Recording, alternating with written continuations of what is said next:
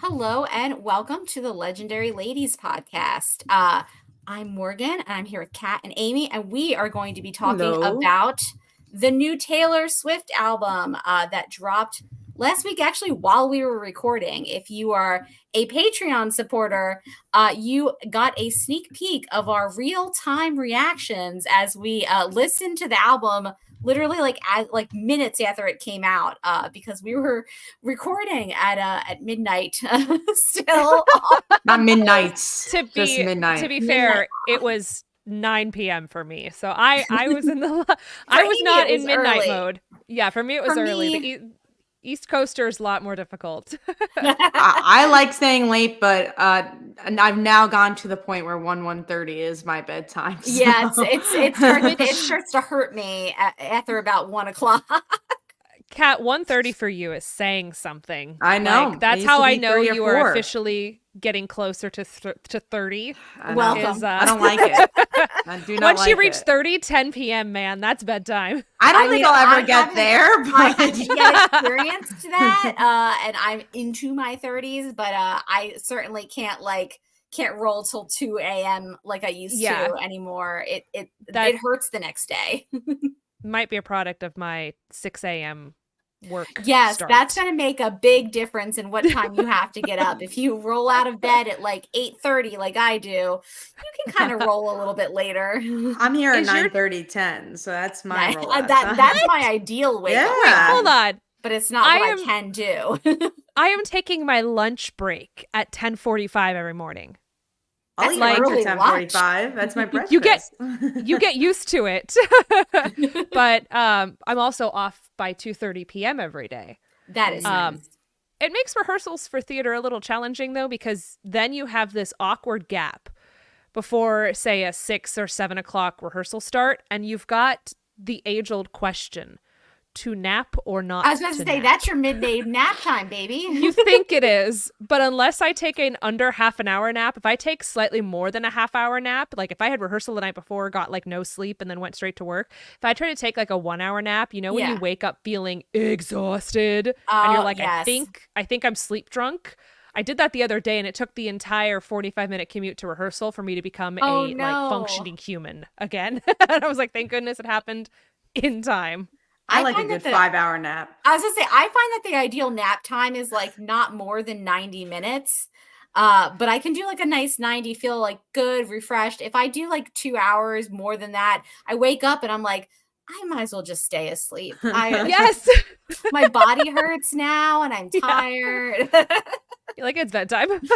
It is bedtime. We have Rachel here with us, one of our Patreon legendary Patreon supporters here in the chat, who says during college she used to stay up and sleep in the afternoons when she didn't have classes. I did that too.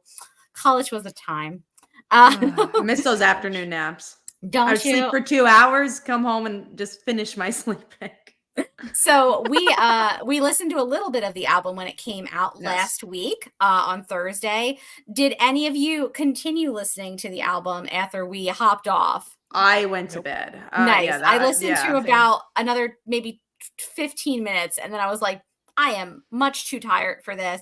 I did not pull a Beyonce and listen to the whole thing. I was like, listen, Taylor, I'll catch you on the flippy flops. Also, one was 32 songs long, and the other was well, Well, An when I hour went and to a half? bed, to be fair, when I went to bed, it was It was 16 like 13 songs. Yeah. It was 16 songs. I thought, wow, how manageable. And then when I woke up in the morning, it was 31 songs. And I said, oh my God, what are you doing? I wish they, because I obviously listen to Spotify. Like Yeah. I wish it was 2 different albums, because obviously that's the deluxe album. Yeah. So I wish it's like, this is the standard one, this is deluxe. If you want all these songs, then here this if you is this want all the version. extra songs. So we're gonna do our top 5 songs from the album. But before we do, I think let's hop into, I mean, we've talked about Taylor Swift before when she released Midnight, so I think we've already gone through our various Swiftie bona fides. How did we feel about this one? I'm going to start with Kat. I love Taylor Swift. I've enjoyed her albums since her first. Like I've always enjoyed Taylor. And some of my favorites are some of the non-favorites of the fandom. Like I really like Lover. but I also think like the heyday of Taylor is like Folklore. I love that album because it sounded really different. I honestly think this is her worst album yet. And I Ooh. genuinely think this is worse than Wow. Reputation. I hated this album. I have so many Wow. thoughts about it. I actually don't have a top 5 because I only really liked one What? song. Yeah. Wait, hold I on. am, Can I guess what the one song is? Or yeah, you can guess. it's Florida. Yeah, because it's the one that Yeah. sounded Because the most different. Because it's the Florence and the Machine song written by Taylor Swift. Exactly. And, I'll talk about other songs, like, especially when you guys mention the songs you really like. The issue is that this is not a bad album for any other artist. Like, this is, like, it's a fine album in that regard. But I have such high standards for Taylor that I was just so disappointed by how everything started to sound the same. As you went to the beginning, it's like, okay, Post Malone, give us something a little different. And as you get to 5 or 6, it's just like you're doing other things. You forget you're listening to the album. And I do not like albums like that. I want to be like, oh yeah, I'm jamming to that, or like this line really meant something to me. And I mean, I could go on and on about why I feel this way. I think my thesis statement is that I do think she needs to take a little break from Jack Antonoff. I do think this, it sounds a lot like different artists. So there's a lot of Lana Del Rey in here. Obviously you have the Florence song that sounds a lot like Florence. And guess what? He produces all these people. So everyone he produces, the sound of them are in each song. And then it also almost sounds like a parody of Taylor Swift, where it's just like, it doesn't have the depth of what I'm used to from Taylor. Just, I feel like she has been doing so much that she didn't give her all in this. And I was just so disappointed by it. And I do think there was way too many songs. I think you need a creative break. Like, she's been going since Folklore, since COVID. She's been doing tons of albums. She's been doing the tour. She's been everywhere. And I think you need that creative re-recording some of her old stuff. Well, I think and she released Taylor's version of Speak Now and Taylor's version of 89. So much. And it's just like, I think you need that creative break to just do something new. And I think this album felt really stunted. Even lyrics that I think if she like just sat with for a little longer, could have been stronger. And then, I've seen album reviews of her just like stealing things from people that aren't produced by Jack Antonoff. I forget which song they compared to. I think it might be Daddy I Love You, where there's a song that Olivia Rodrigo made 6 months ago that's exactly that premise and exactly that sound. I think it's this song, and I'm trying to find it. I saw that people talking about that too. I think it was "I'm Gonna Get You Back."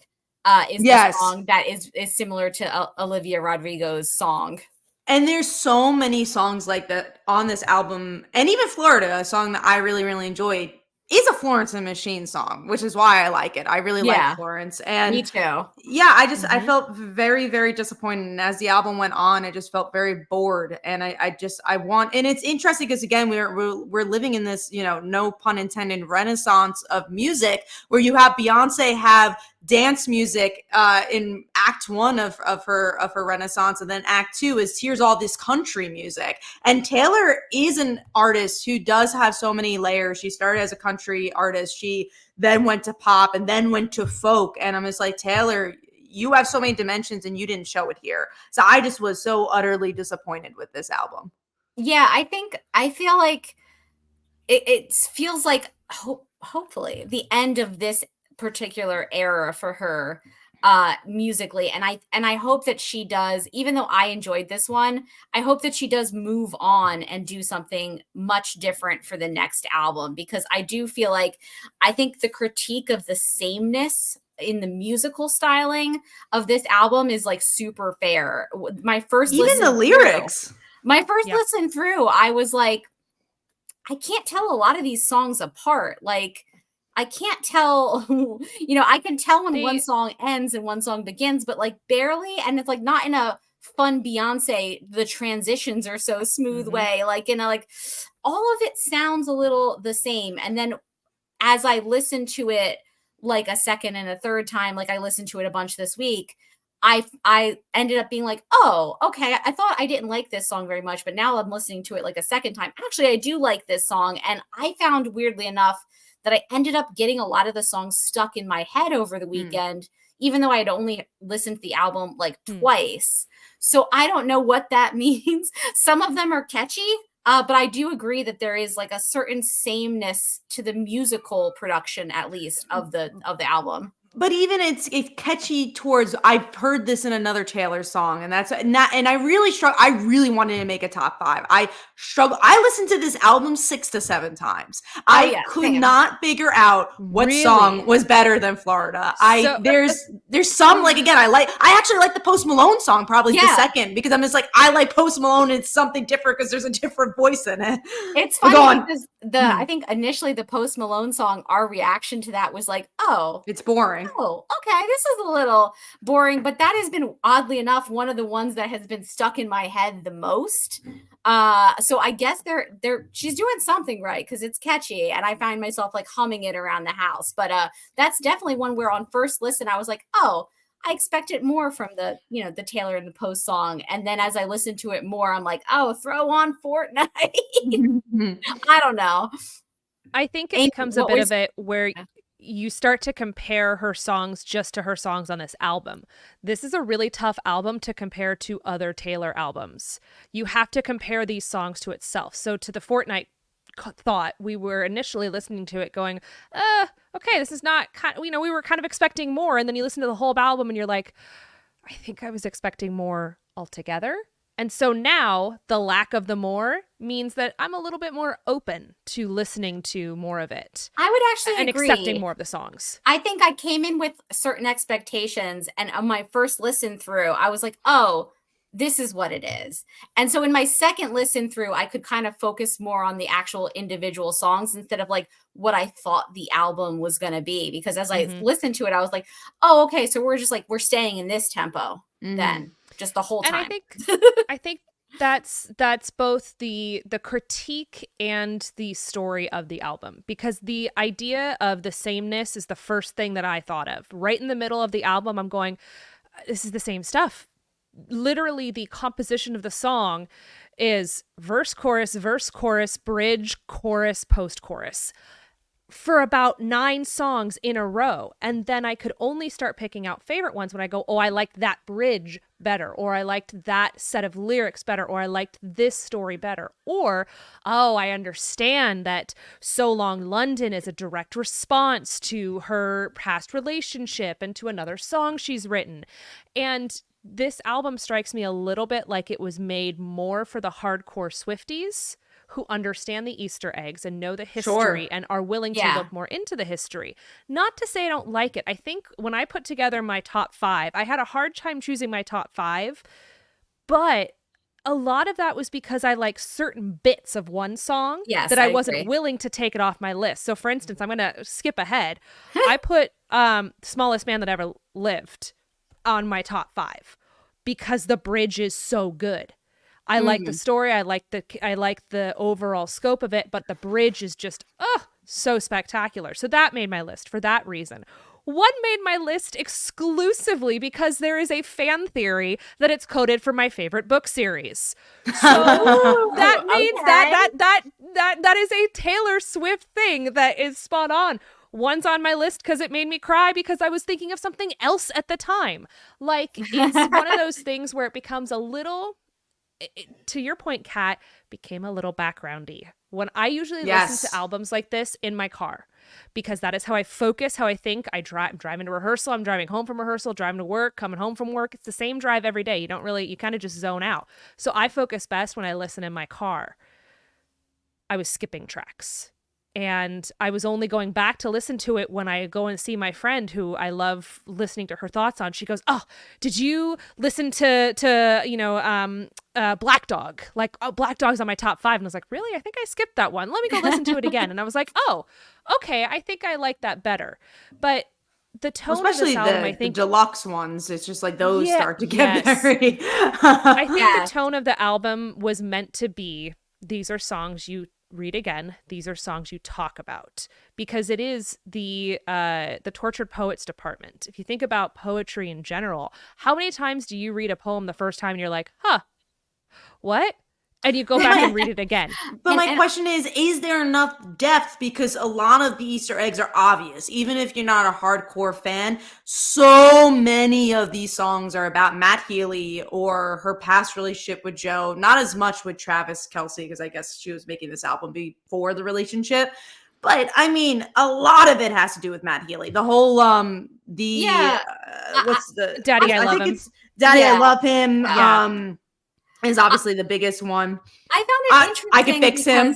Yeah, I found it Yeah. interesting because I just thought that there was something a little bit universal about the idea of, and she kind of talks about this in the poem that she has at the back of the album, which I might like pull up and read because it really recontextualized it for me. The idea of like getting out of a long relationship that you were trying in really hard and then just kind of losing your mind and ending up in a like a pretty bad rebound that you got like way too emotionally involved in and then burning out on that.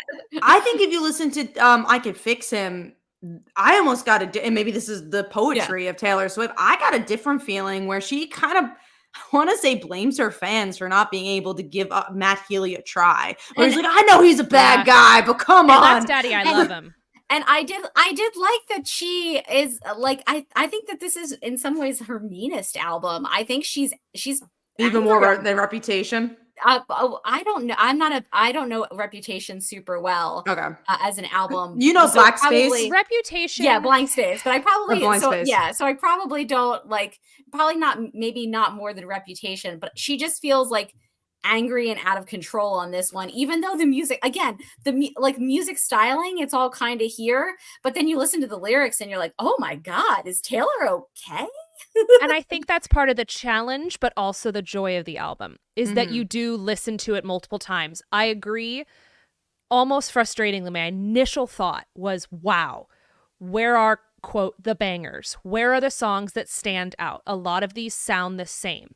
But I've decided that I'm going to embrace the Taylor Swift poetry of it. That this is the story she chose to tell. And again, this just kind of goes back to the fact that you can't compare this album to other Taylor songs. I think you have to compare this album in a whole song to song and talk about what the story is. And I think she wanted conversations. I think she wanted people to listen to them and think, oh, this is this story. This is where that comes from. And maybe you see yourself in this story, but I see myself as Clara Bow. But do I want to see myself as Clara Bow? But I think the challenge that this album had is that she wasn't willing to cut any songs that I think should have been cut. Oh, I mean, again, 32 songs.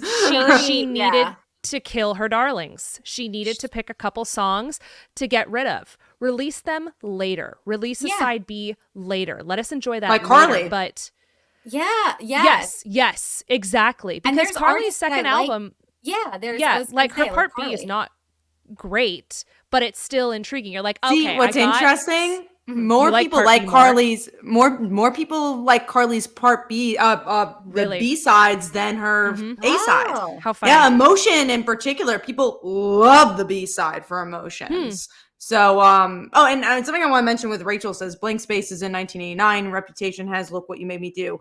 When I think of the biggest time that Taylor was the most like F you, obviously his Reputation as a whole, but if you think of Blank Space's music video, I think that's the biggest, like, dark, literally it's all dark palettes. Like, it's all like wanting to hit you over the head of like, oh man, I'm mean. And that's something that's interesting about Taylor, because like you see it in Midnights, right? Midnights is this kind of anxious Taylor where she's like, I'm up all night and I'm thinking about these things. I'm, the anti-hero. Like, obviously that's kind of the whole point of that album. And this one, you have a couple of facets where she's like, well, it kind of plays the thread of the anti-hero. And she's like, well, maybe I'm bad. Maybe I'm good. Maybe I'm not good. Maybe I'm bad. And then, I don't know, because one thing I really loved about Folklore is that I enjoyed that we got it out of Taylor's head. Honestly, I love Betty. I think Betty is such a cool song because it's not really about her. It's just about the story, because Taylor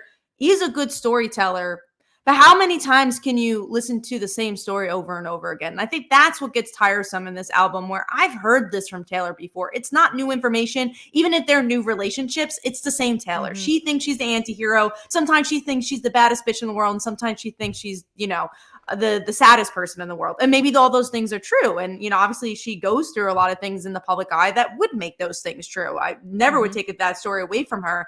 But I just want new layers. I just want something fresh from her. Maybe it's a new sound. Again, maybe it's the whole Jack Antonoff thing where she just needs a new producer for a few albums. But I just think that she just didn't do anything new in any regard. Even if it's poetic, I think there's moments that could have been deeper, if I'm being honest. Like, I think it is poetry in some ways, but I'm like, ooh, that could have rhymed. Like, I think about, and I think it's Betty that does the cardigan rhyme. I think it's Betty, where she's like, cardigan and car again. Like, that rhyme is so good. And she's so poetic as a songwriter. And I think there's times here that it's like, well, that was a cool line, but then it kind of gets to a boring line. And there's, again, I go back to Betty, there's times where like every line hits and I'm like, I want that Taylor. And even Florida, like Florida is probably the song that's stuck in my head the most because it's fun. It's like Florida, you know, and it's just like, oh, that's like cool Florence. But there's nothing that's really getting stuck in my head from Taylor. Cause again,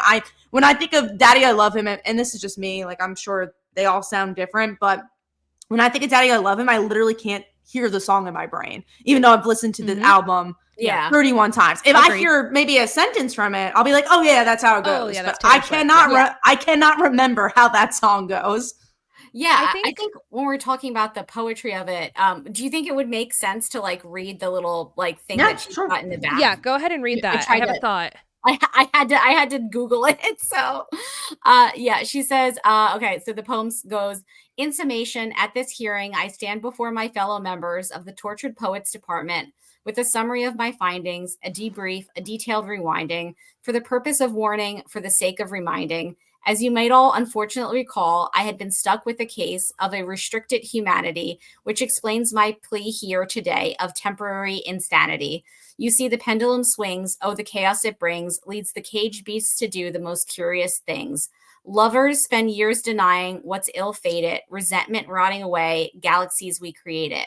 Stars placed and glued meticulously by hand next to the ceiling fan. Tried wishing on comets, tried dimming the shine, tried to orbit his planet, some stars never align. And in one conversation, I tore down the whole sky. Spring sprung forth with dazzling freedom hues, then a crash from the skylight bursting through, something old, someone hollowed, who told me he could be brand new. And so I was out of the oven and into the microwave, out of the slammer and into a tidal wave. How gallant to save the empress from her gilded tower, swinging a sword he could barely lift. But loneliness struck at that fateful hour, low-hanging fruit on his wine-stained lips. He never even scratched the surface of me. None of them did. In summation, it was not a love affair, I screamed while bringing my fist to the coffee-ringed desk. It was mutual. It was a mutual manic phase. It was self-harm. It was house and then cardiac arrest. A smirk creeps onto this poet's face because it's the worst men that I write best. And so I enter into evidence my tarnished coat of arms, my muses acquired like bruises, my talisman and charms, the tick, tick, tick of love bombs, my veins of pitch black ink. All's fair in love and poetry. Sincerely, the chairman of the Tortured Poets Department. So let me ask you a question. Obviously one's Joe, one's Matt. Is Matt ever painted as the bad guy? Joe is for sure, but is he? I don't think that. I think in some ways neither of them are kind of. I don't think they're the bad guy. But isn't this poem about that? It's like, oh, these men broke my heart. The best thing I do is kind of ripping them apart. That's what my songs do. So what I got from this is that like she was in this relationship that was dying no matter what they did, and when she broke it up, she kind of fell back into this other thing with somebody who was very bad for her. She says like out of like the fryer and into the microwave, into a tidal wave. Like she's not describing that relationship with Matt Healy in a positive way. No, but in the songs I'm saying, don't you feel like it's more positive than this poem? I think that in the songs it's more like an obsession. Like she was obsessed with him and everybody is telling her this isn't a good idea. And then he kind of, breaks her heart. But that she was kind of too involved. I think the idea of it being sort of she's pleading insanity. She's like, I went insane, and this is what I did when I was insane.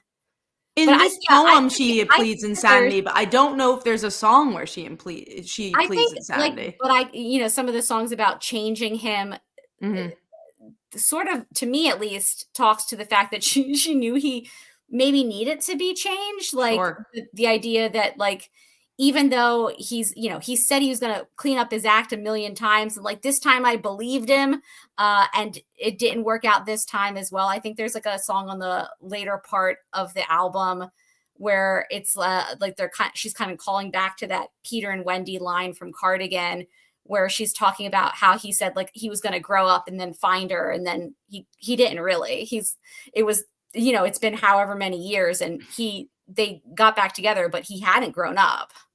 Joe, you're saying? I think Matt Healy, yeah, because they knew each other from like way back. Oh, okay, because I didn't think they were together back yeah, then. it's like they knew each other, and maybe there was like a flirtation there, but the stars didn't align, so now that was like their moment to be together.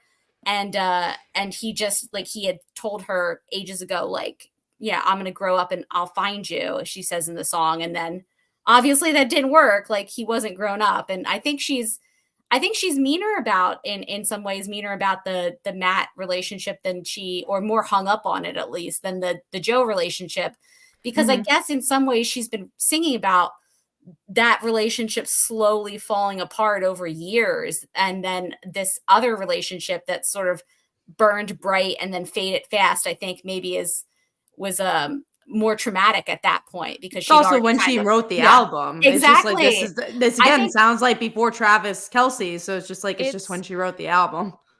There's some theories that some of the songs are about Travis, that it's that a lot of the challenges, one or two that are about Travis. I think the high school one. The high school one is 100% about him, for sure. Which is deluxe, which is I think high school is deluxe, right? High school is deluxe. And that is, maybe the deluxe, in my mind, the way that the deluxe songs worked is that those were the ones that if she had the opportunity, she would have killed them. They were the darlings that she initially had cut. I think so, yeah. There's only one song that the final one is Manuscript the closer of the original album or the closer of... No, it's closer of deluxe. Is the closer of the deluxe. I think the original album is it Bow or is it Alchemy? It's Clara Bow. Clara Bow's the original. Clara Bow's the other. I think Manuscript is meant to be... I think Manuscript is the only one that intentionally is saved for the second half of the album, and I'll tell you why I think that is in a minute. But it sounds like a lot of her songs... she's talking a lot about the fact that the men that she's with and that she's been with had a problem with the fact that, quite literally, she's writing songs about them. That she is this person with fame and that she's having to do all these things with, quote, a broken heart, or Albatross, where she's talking about the fact that, like, you chose to be with me because the devil you know is better than the devil you don't. Yeah. There's a lot of songs in here where I don't necessarily, if I think she's angry, I think she's more self-loathing in her anger. I think this is less overt anger and more at times frustrated rage. I think of anger and rage as 2 different things. As weird as it sounds, anger to me is more just upfront, right away. This is what I'm thinking. I'm angry at you. Rage is something that simmers. Rage starts small and builds. And it seems strange because you hear the phrase, "Oh, they're raging at me."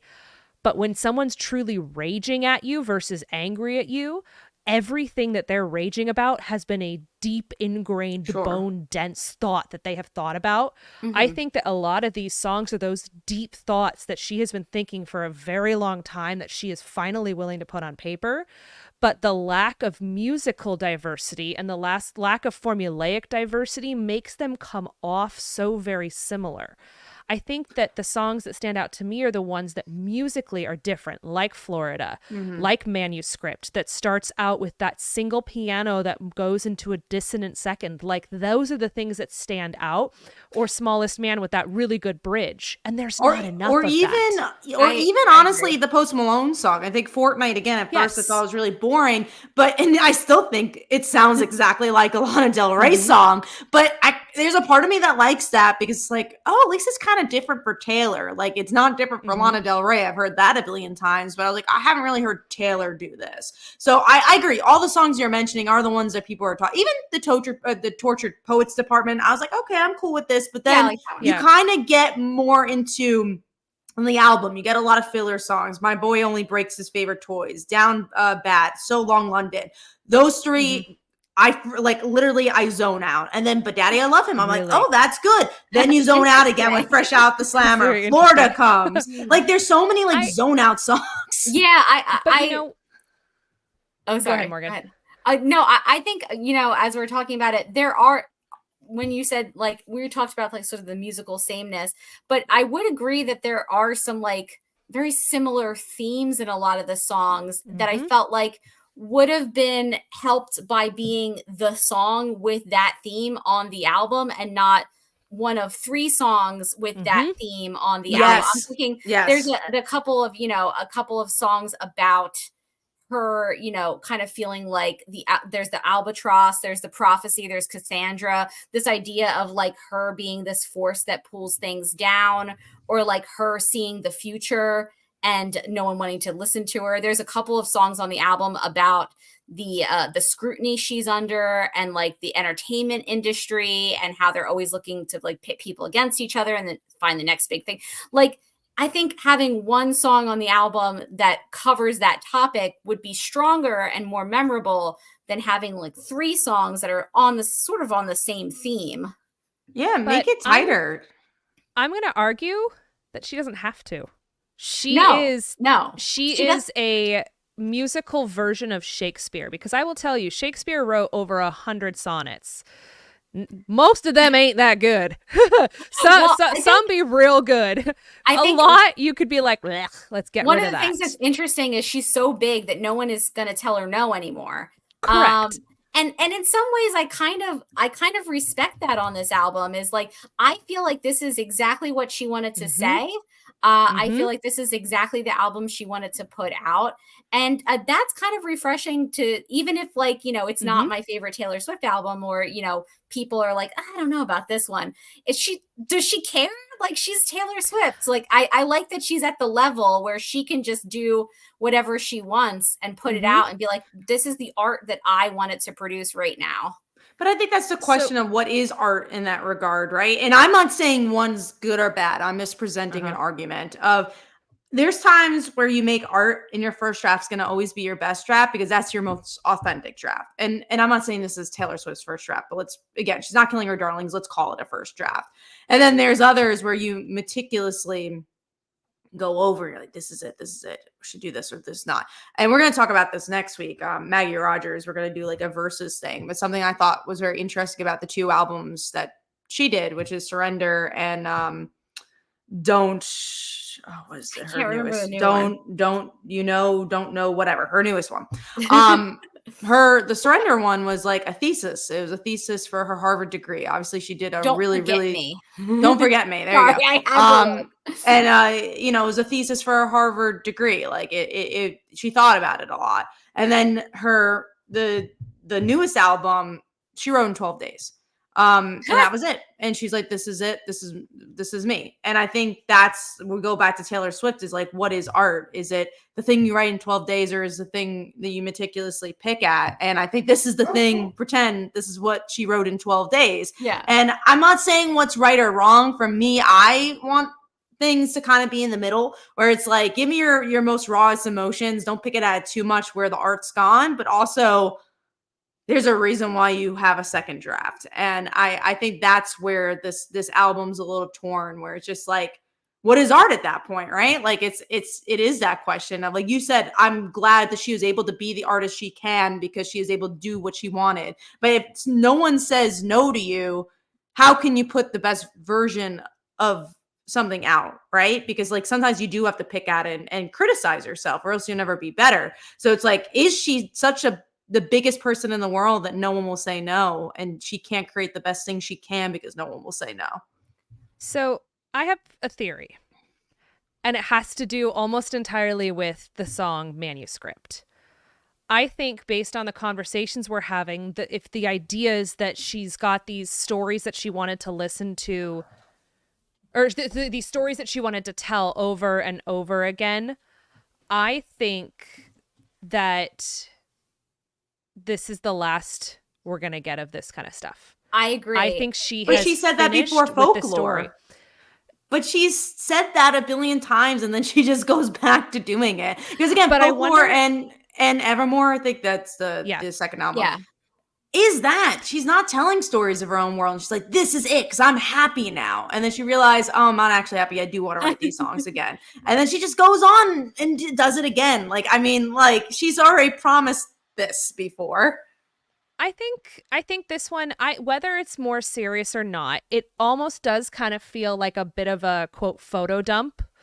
You really don't think she's going to tell everything. songs more about Travis, though? You don't think her next no, I- album's no, going to? But I think the tone of the music. That's what I'm thinking. Okay. I'm I thinking think musically she's going to move Yes. past Okay. this sound. I get you. And I agree with Amy, because even like the manuscript feels very much like a period at the end of something. And then in this the album, the poem that I just read was at the end, apparently the end of the album artwork.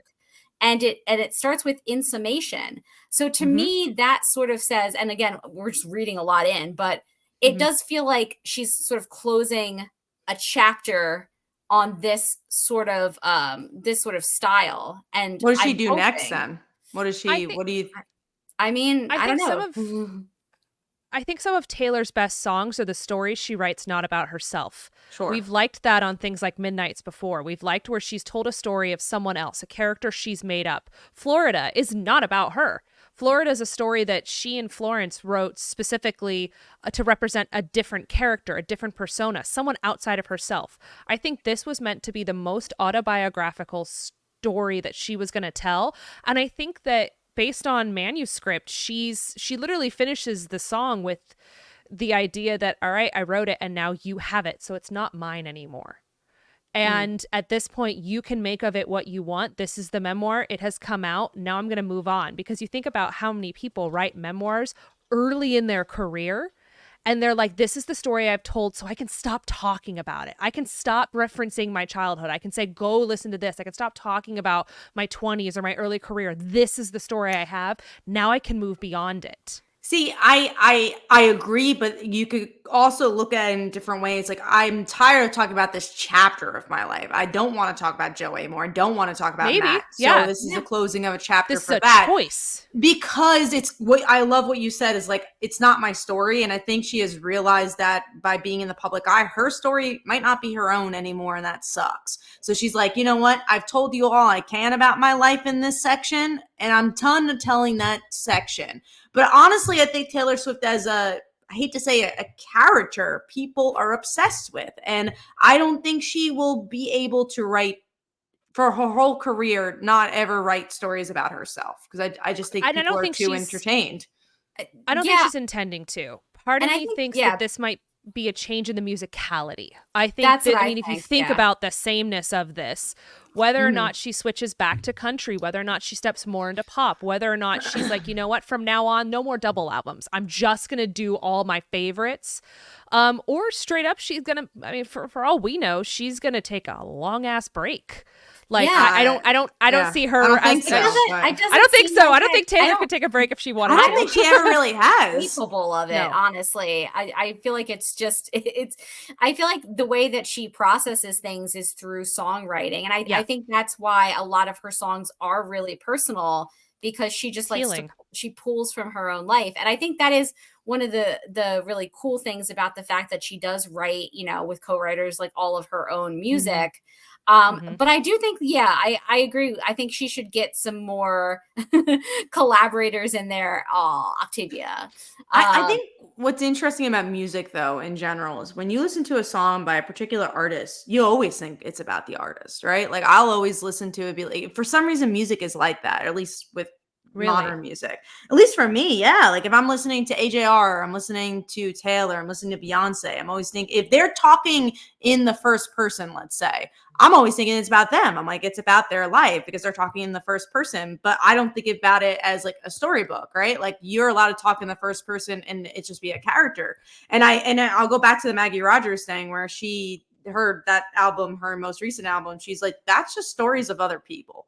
Those weren't stories of mine. It's just like friends. But you listen to it, I'm like, that's Maggie's life. And you're like, no, it's not. I don't think I necessarily think that all the time when listening to music. I mean, I think the Taylor Swift is sort of an edge example just because she's well known for pulling from her life. But I think about a lot of the music that I like to listen to, and I don't necessarily always think that it's being pulled. Name an example of like someone who uses I and you're like, oh, I do think it's their life, and one that isn't. Oh, I don't know. I just can't. I can't think of it offhand. But I want to throw back a Taylor Swift song that's very popular, "Love Story." Yeah, "Love Story" uses I, me, he, she, we, but it is so a very clear cut and dry. Sure. This is a different story, and but it says Romeo and Juliet, so I think that's why it's easy. This is about a different person. I think of like they're Carly using Rae Romeo Jepsen. and Juliet as like a literary reference. It's not Allusion. like talking about Romeo. But and I Juliet. think that's why it's so easy to detach, though. Obviously, yes, they're not talking about Romeo and Juliet, but you already see the fantastical area that this is a storybook. It literally love story. It's a storybook type. The way it sounds, the way it's presented, it's like this is so fantastical. This is no one's life. Like it's the way it's presented. Like I guess a good example, I think Morgan, you listened to Post Malone, but like Chemical, Post Malone song where I'm just like, it could be about anybody else, but when I listen to it, I'm like, no, that's about him. He is obsessed with this girl, and it's just like, I don't know why I always feel that way about music in particular. Maybe because music is so personal to so many people, but I think Florence is a good example too. I think it depends on the writer and the singer, because for instance, Carly Rae Jepsen. She has some personal songs, but one of my absolute favorite songs ever of her is Western Wind, which is written in first person. Yeah. I think that's written about maybe here's where the difference is. I think that one is a little bit less personal, that it connects with more people. There are a lot of like that's just general about love sweeping in like a western wind, warm like a western wind. Like I open the door and I feel you coming in. I think whether or not you're like, yes, I can think about my true love as a warm breeze from the west. It's alliterative enough that it gets you thinking about the imagery of it more than the actual character. But then I look at, like, I literally just pulled up Miley Cyrus songs because I'm taking this challenge you gave me. And I'm looking at all the really popular ones and I'm like, oh, no, Wrecking Ball, and oh, no, The Climb, and Buy Myself Flowers. I'm like, no, those are about her. Well, those are about her. But Taylor's songs, maybe this is the most I album we're gonna get. Maybe she's gonna move, and again, we are wildly speculating with no real evidence here. Exactly. I mean, she made an album about poetry, so of course it's an album about speculation. That's the whole point, and it is an anthology. Again, like if we're gonna look at it from a Shakespeare perspective, like let's just take Shakespeare as an example. You look at all his sonnets. He's got so many of them, and there's only a handful that stand out. There's only a handful that get taught in schools. There's only a handful of these songs on this album that are going to go viral on TikTok, they're going to be taught in schools or Instagram. that are going to be taught in schools, in the School of Taylor.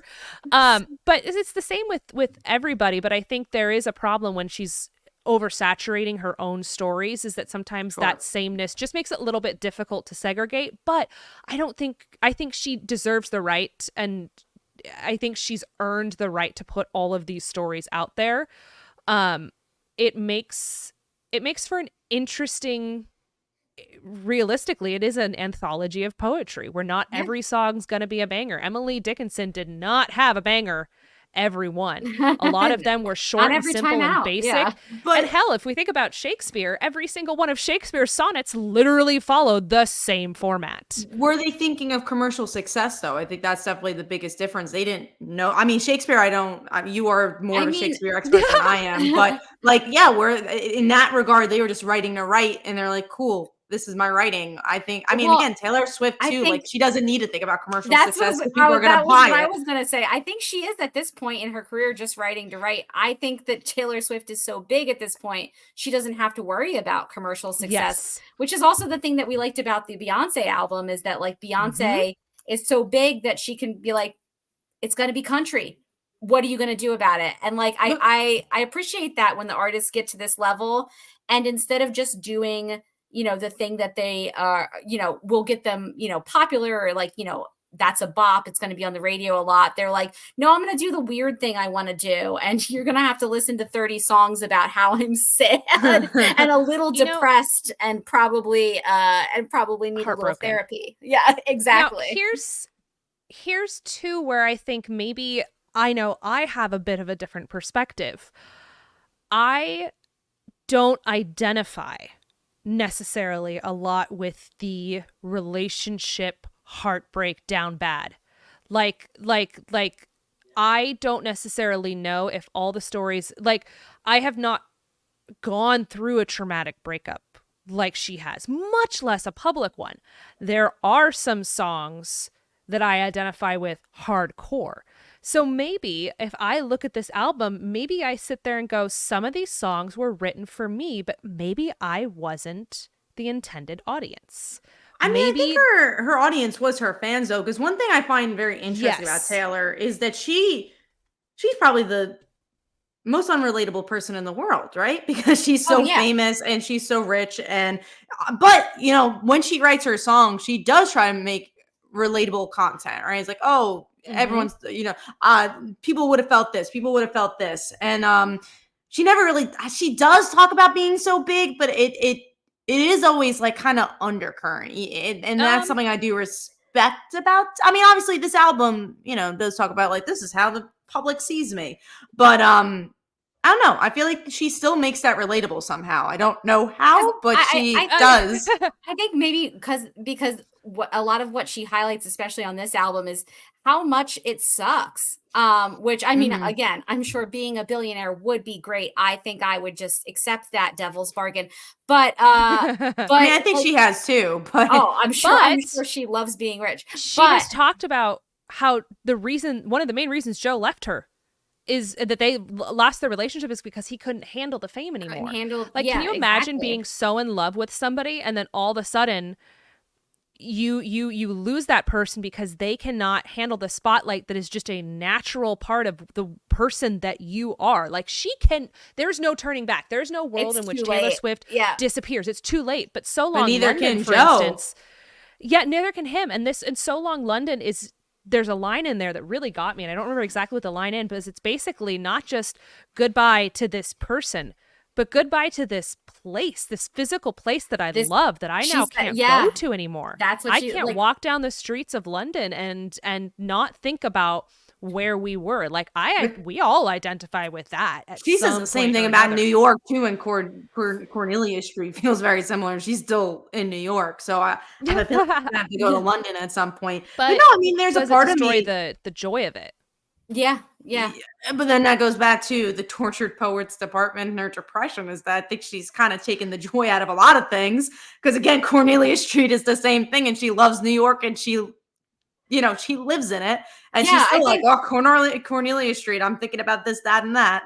I think this album is just about her going through potentially one of the weirdest periods of her life, where she had incredible highs and incredible lows at the same time, and how that would probably make you feel like you're insane.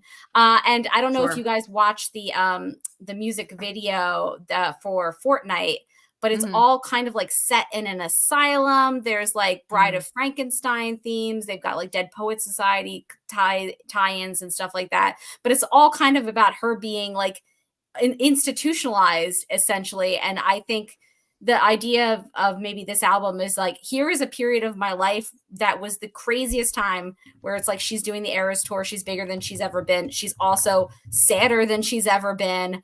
And like just kind of floundering more than she ever has. And I think that the sort of dichotomy of that is what I found interesting in the album. It's like, it was the best and the worst of times at the same time.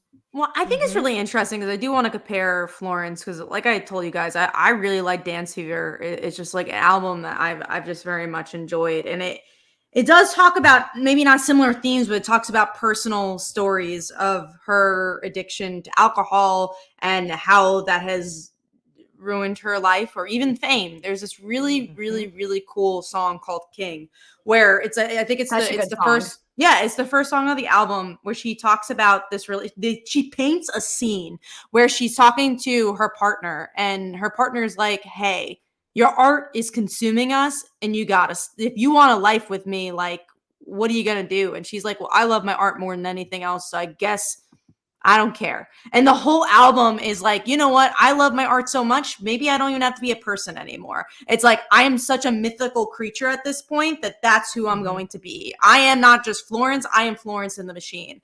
And there's something that, that we can't relate to, that we're not Florence in the Machine, that you can relate to because she paints such a vivid picture and such a heartbreaking picture in so many of her songs.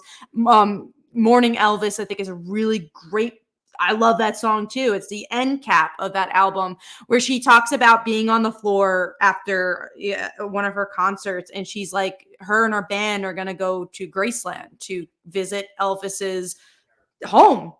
And she's like, I love Elvis, but I am Elvis. I've become him. I'm on the floor and drunk and might die, but I kind of want to go to Graceland and see what's going on. And she paints such a vivid picture and a heartbreaking picture that, I can't relate to in that regard, but I feel her connection. I think that's something I dislike about Taylor's album here is that she talks about the heartbreak, she talks about things, but it feels so disconnected. I don't feel the heartbreak when I listen to it. Maybe it's because she's not painting, maybe it's because of the sound where like I can't see the picture, but there's something so different between Florence's, oh my God, I'm in the worst place in my life.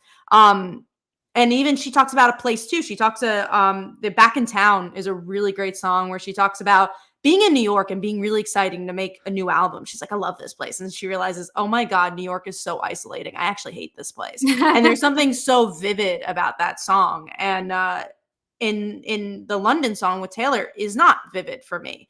Maybe it's just a different styles of storytelling, but there has been such vivid storytelling from Taylor in the past. So that's why I'm like so weirded out that I just feel like Anti-Hero is such an addicting song, and I can feel everything she's feeling. Like even the baby line that's so ridiculous is so fun. It makes me laugh every time. But yeah, and you're just excited for the baby line to come. And you're like, I get what Taylor's feeling. And she paints that picture of the evil sister-in-law, and I love that. And I just don't have that in this album. I think it's just the oversaturation of the same story. I think that's the reality is if you're going to break it down, it's the oversaturation of the same musicality, similar story. And I'll be honest, I told you guys I listened to it mostly while driving. Mm-hmm. That was the first quote listen. Most of the songs, when I was going back to pick my top 5, I had to put it on with the lyrics so I could read the lyrics, so I could watch along. Yeah. I think that I did not connect with as many songs as I wanted to. And I wonder if that's like, I wonder if that's what I was expecting. I think I was expecting, like, if we're going to have a really personal album, I want to connect with more songs. I do have some songs that I connect with, but one of the songs on my top 5 list, I'm like, oh, this is because I know Taylor's story behind this, so it means more. Yeah. And maybe that was it. Maybe that's just that it was, God, this sounds so like basic bitch. Maybe I wanted to just understand something a little easier. Maybe I didn't want to look harder at it, but I also deeply respect the fact that we have just spent 50 minutes talking about this. And could talk even more about it. I was going to say, I could talk even more. We should get into our top 5. But yeah, I think that's one of the things that, it's interesting sort of about it. Sort of it is that, like, again, even same with me, like, that my first listen, I was like, all right. And then as I listened more, I started to like go, oh, actually, I like this one. Actually, I like, oh, that's a great line in that one. Or I like the way that the music is going in this one. But you need to listen to them all a lot, I feel like, to differentiate them. I have never read a Shakespeare sonnet and been like, what? The first time. Yeah. I have to read it again, understand it again, think about it. Like, there are whole classes, semester, year-long classes about just breaking down Shakespeare. Now, I am not saying Taylor Swift is Shakespeare, She also has college classes. So I think there is something. I think she will be the future Shakespeare of she's a poet. Sure, Yeah, and that's what we love about her. And this is a poetry album. This is a poetry album. It is an anthology. It's a poetry book of sonnets where not every song is going to hit. They're going to have the same formula. There's nothing wrong with it. It just may not have been the jam we were looking for. I think this album would have been more effective if she had cut it to just her faves, just the ones she wanted. Release a part B later. Release songs later, because there's something to be said for someone like Miley Cyrus, who releases because she did not release an album around. She's gonna be soon, I think. She has a new single coming out. But her singles, man, her singles hit because they are the most personal, thought out ones that, like, again, she probably had other things that she wanted to do, and she was like, nope, this is the story that I want to tell. The difference with Miley too, I think Miley is one of the most versatile artists out there. I think she is. I love Miley Cyrus. I've loved Miley Cyrus since I was a child, and she's just such a freaking good singer. But she's a good storyteller, but not in the regard. She's not a singer songwriter. Like she has good stories. I don't even know. I mean, I'm guessing she writes some of her songs because of how personal they are, but I don't know if she writes all her songs. But I love the sound. Like, one could be rock and roll, the other one's going to be country, and then another one's pop. Like, she's a very versatile singer with a really unique voice. Going back to this Taylor album, then we'll do the top 5. But I think what's interesting is even a quote unquote, for me, a bad Taylor Swift album, there's conversations. And that's kind of what I was trying to say earlier in the podcast, is that this is not a bad album. It's just, for me, not my, it's my least favorite Taylor album. But Taylor is still an artist that we could talk 10 billion hours about. And that's something I like about art. Like, I want, that's why we do this podcast. Like, we like to dissect art. And now, I think she does a good job with that. That was one of the reasons I really liked when the Beyonce album came out, is that I read so much about the album and like her musical inspirations, and learned more about, I was like, oh, who's Linda Martell? And like, I feel like I learned a lot from that album. So yeah, I feel like Taylor could pull some of that in, like maybe pull some different musical stylings, or pull some different, genres or something like that in, so that, it's not just about the story. Maybe it's also a little bit more about the music as well. I think, and one theme will help. I think one theme, because like, again, there's like a lot of different things she's trying to say about herself there. I think just having like in one idea. Yeah, I mean, because there's like, it's about her relationships, but it's about different relationships and her different feelings about the different relationships. I don't think there's one. Maybe if you call the relationships the theme, but I think they're It, to me, the core center of like the core theme, her thesis statement, was too similar. Like, that was one of my problems, is that I think that the songs were too similar. They were all about heartbreak. They were all about, maybe I should say a more distinct theme, because like one, when we're talking about, I just saw it on Spotify, because like Liz McAlpine made an album called Older, and it's just about like, what is it like to to be older, see your parents get old, and that's the theme. But there's these stronger vignettes in the songs of like, oh, this is how I feel my romance with when getting older. This is how I feel about my mom. This is how I feel about myself. And it's just like, there's a stronger theme there. And maybe it goes back to the repetitiveness. Maybe I felt that's why I didn't feel like the clean cut thesis statement here. I wanted more diversity in the storytelling. Most of the songs that I picked were there is a diversity in them. I think that's why the top 5, like, I also tried to do that with like my top 5, changing my top 5. Let's hear your number 5. All right, let's start with you, Amy. What is your number 5? That's my problem. I can't pick my number 5. I'll start with my number 5. My number 5 also went into flux a couple times, and I can talk about the other ones that almost made it. But I picked "But Daddy, I Love Him." I like that song. I think it's fun. I think it's got like it's a sort of a throwback to her country days. It has like a little bit of a country twang to it, and I also think like the lyrics in that one, the more you listen to them, the more you're like, oh boy, she's mad. But it doesn't come across on like the first listen. But then as you listen to it, you're like, Oh, okay. So she's like really mad at everybody for being very involved in her life and thinking that they know what she should do better than she does. And it feels like it's the one of the meanest she's ever been about her fans, at least. I'll agree to that. It feels like this is a lot about the fans who, felt like they sort of, because there's that sort of parasocial relationship with her, that they have sort of ownership over her decisions. And wouldn't be surprised if some of that also it bleeds over into a relationship with her parents, who are also, involved in her career and have, told her to do or not do things before in the past. So I thought that one was interesting. It's one of the longer songs on the album. And also she has a line in it that's like, I'm having his baby. No, I'm not, but you should see your face, or something like that, which I just thought was legitimately very funny. And I think what's interesting, you said it, it's a lot of the songs are not usually about our fans and her relationship with our fans, because, I mean, she loves her fans. But I think after Eras Tour and just every, all media stuff, like, because most of the time when she does this like revenge stuff, it's about the media and how the media presents her. So it is like interesting a to see man her. who did her wrong, or Sure. did somebody wrong, Yeah. or a lot of Taylor Swift's songs in the last, I think, couple years about like killing your husband and getting away with it, which I think is fun, but also Travis maybe should watch out. Amy, what was your number 5? Oh my God, this is so hard. This is so hard for me. I honestly don't even. I have. Like I can say what my alt was while you're thinking about it, because my alternate was sort of on the same theme. So I was like, I can only pick one of these, which was the "Who's Afraid of Little Old Me."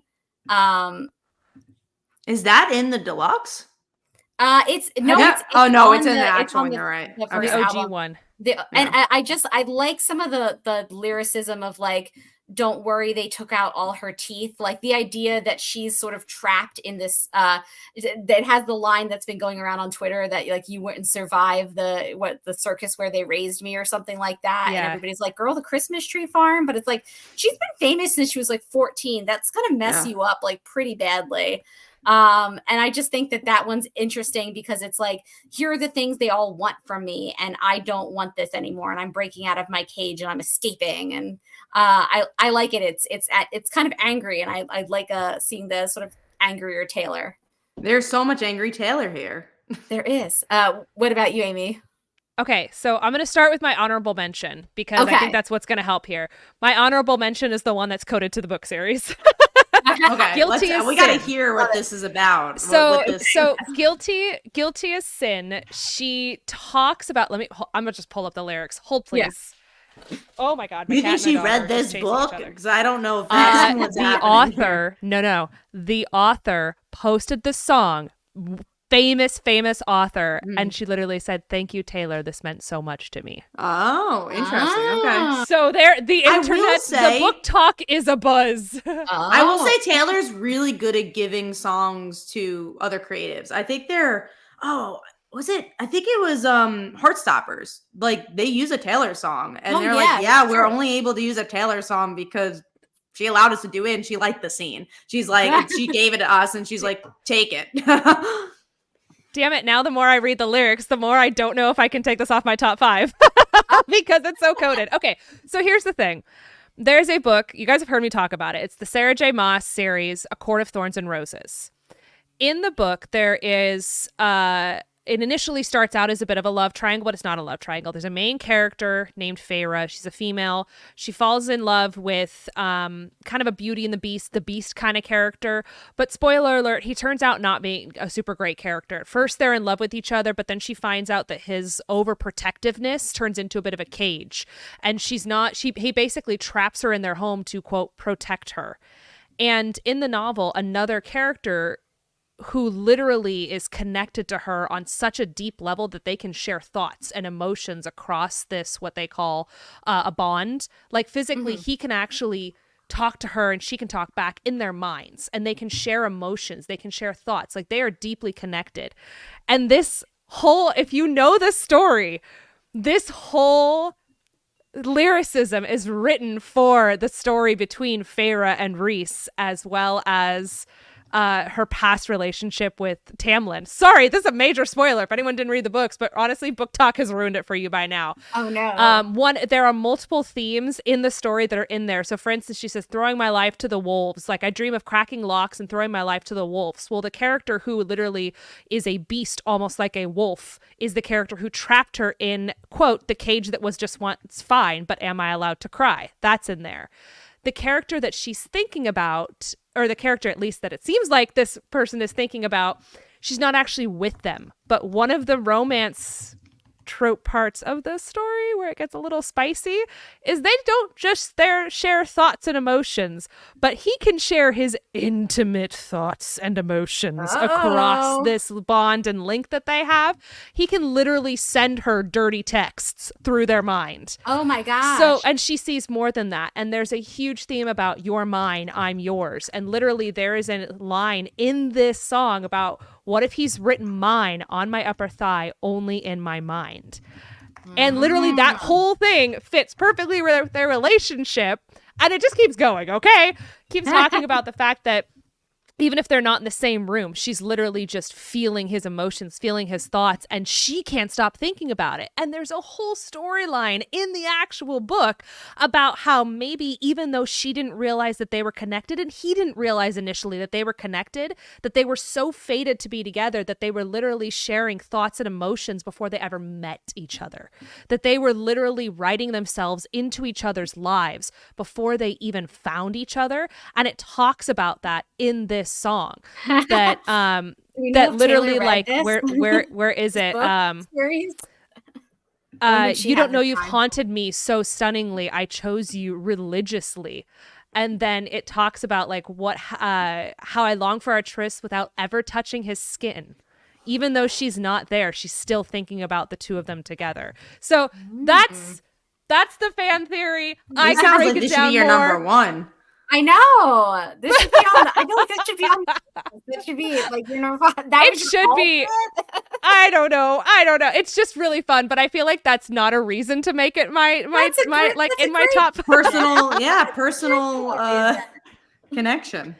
Here's my problem though. I feel like with an album like this, I have to choose the poetry side of it. Like I have to pick the poetry things.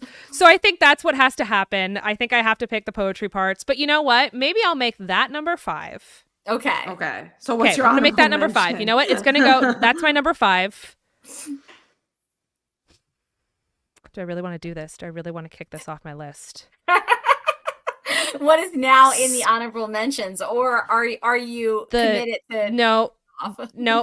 I'm kicking The Smallest Man Who Ever Lived onto my honorable mentions. Okay. That's so interesting. I am obsessed with that bridge. I think that's one of the better songs. I know, that's why I'm conflicted, Kat. That's why I'm frustrated, because one of these that still stays, 2 of these that stay on my list are because I identify with them. They have to stay there because they personally mean a lot to me. I will say that song also is more commercially better, right? Like I think like Daddy I Love Him and The Smallest Man Who Ever Lived it's just like it's easy, it's a mainstream easy listen. Yeah. Yes. So I can understand why it's also maybe didn't make your list, but that's also kind of what I like about it, because it needed some commercialness in this album. This would have been easier if we went 1 to 5. We should have done that. I don't know if top 5s can work that way. My 5s are always my hardest ones, because that's the ones that are closest to like the ones that almost made it but didn't make it. Mm-hmm. Are we making a top 5 for Maggie Rogers? Because I kind of want to do this again, because I think you have very to. fun. I think we'll have to do a top 5 for Maggie too. Let's we're gonna put these on the list, and then you guys are gonna help me organize it. How about that? At the end of the podcast, you guys are gonna help me figure out and be like, okay, well, the way you just talked about this tells us it's probably supposed to be on your top 5. Now I still think that other one's number 1, but my 4, my 5, and my honorable mention, those ones are interchangeable. So we're gonna play around with this. We can return to that. You guys can help workshop with me.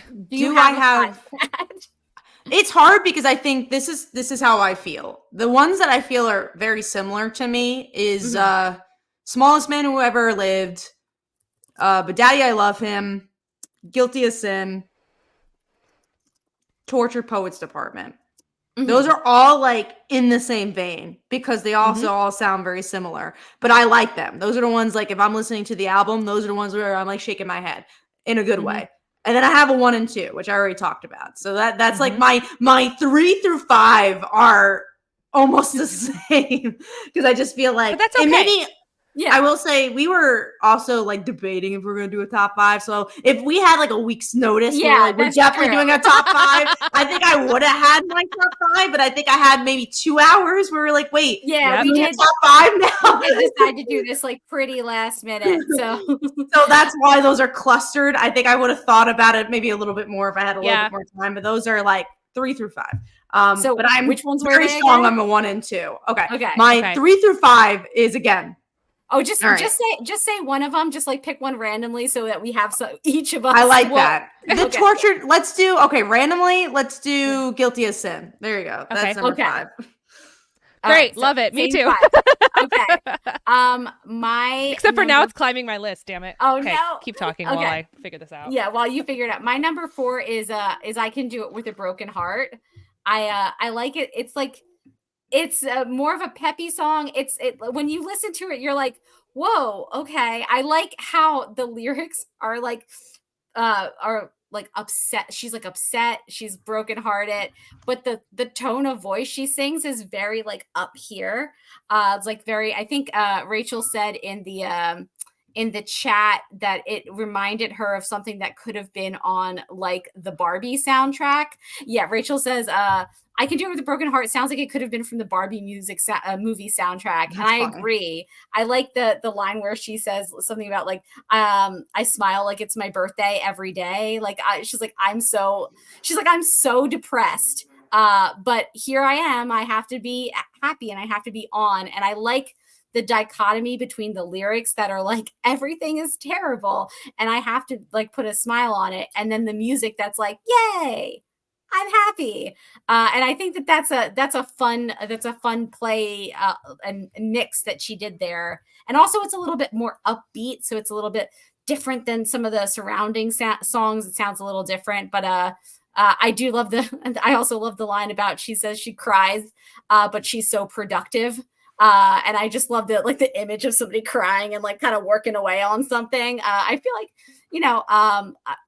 I feel like I've definitely felt this way where I've been like, well, I just gotta get through it. Today is terrible, but I'm so productive as like a tear goes down. So no, sometimes when you're the most terrible, sometimes when things are most terrible, you feel like you have to be the most productive. Yeah. I mean, if you are, up on your Taylor lore, you knew that she was doing like probably one of the biggest stadium tours of her career while, breaking up from a 6-year relationship and just kind of spiraling. And like, you can kind of see that, like, every day I gotta get out there and I gotta give a good concert and I gotta be like happy and peppy and on. And it's like, people and pay I'm money psychotically depressed.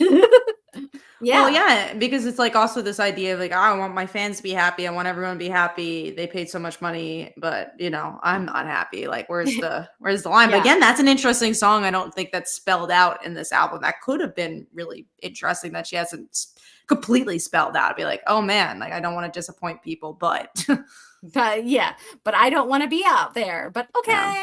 Yeah. Amy, what is your potentially number 4? We'll see. Okay, so here's what's happened.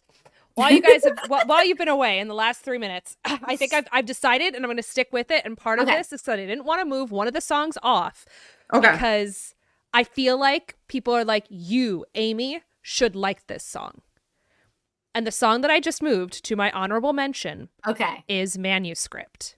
Oh, okay. Now here's what it is. I like the poetry behind Manuscript. I absolutely love the orchestration and the very basic piano to dissonant piano, adding the string section, just enough of a build, but just closing off the chapter. It is very musically and artistically sound. It's a very, very well produced song. And I think it possibly has the biggest meaning and Easter egg in the whole anthology, because it is talking about the past from the guise of the future. So Manuscript, I think, is it's really, really profound. And I also, this is the one that I happen to be listening to while thinking about something that has been that's something about a little bit heartbreaking, and it made me start to tear up. And I literally was like, I cannot think about this heartbreaking thing while listening to this song because it's gonna get me. And it really is a powerful song about the past and the fact that you look back and you go, okay, well, that was the manuscript. This is, the manuscript again. Like you said, Kat, earlier, that's your first draft. That's your initial thought. Like, that is the most honest and raw. And that was what I had. That's what it is. It's now out there and everybody else can read it.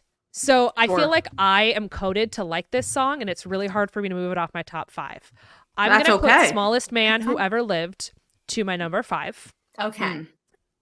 Interestingly, I Can Do It With a Broken Heart is my number 4. Oh. Because it's interesting, Morgan, that you talk about it, but my neighbor's dog is just howling outside. I'm sure you can hear him. I actually can't hear him. Wonderful. Broken Heart is about a person with high functioning anxiety. It is about a person who has learned to accomplish everything they can with a public face, putting on a good public face, going out there, smiling every day, doing your job really fucking good every day, because that is what you have to do. And it doesn't matter what is happening inside. It doesn't matter how your soul and your heart is being crushed. It is about working with high functioning anxiety and depression. It is about someone looking and going, God damn, you're Taylor Swift. You did all this stuff. You put out this tour. You did this stuff. You went through a relationship. And so what if it fell apart? You're famous. You're rich. It doesn't matter. I would argue, Kat, that this is actually one of the songs that is the easiest to follow for me, because it makes the most sense. It literally starts with the sound of a crowd applauding, and just like the sound of a stadium applause, and the fact that, and I do this as an actress. I do this as someone who is in a leadership position in my job. I do this in the fact that I do this in every aspect of my life. I go out there, put on the face that you have to put on, because if you don't fake it till you make it, you won't make it. And that is what this is. And even though I do not connect with it romantically, it's not that I'm sitting there going and doing everything I have to do with a quote broken heart.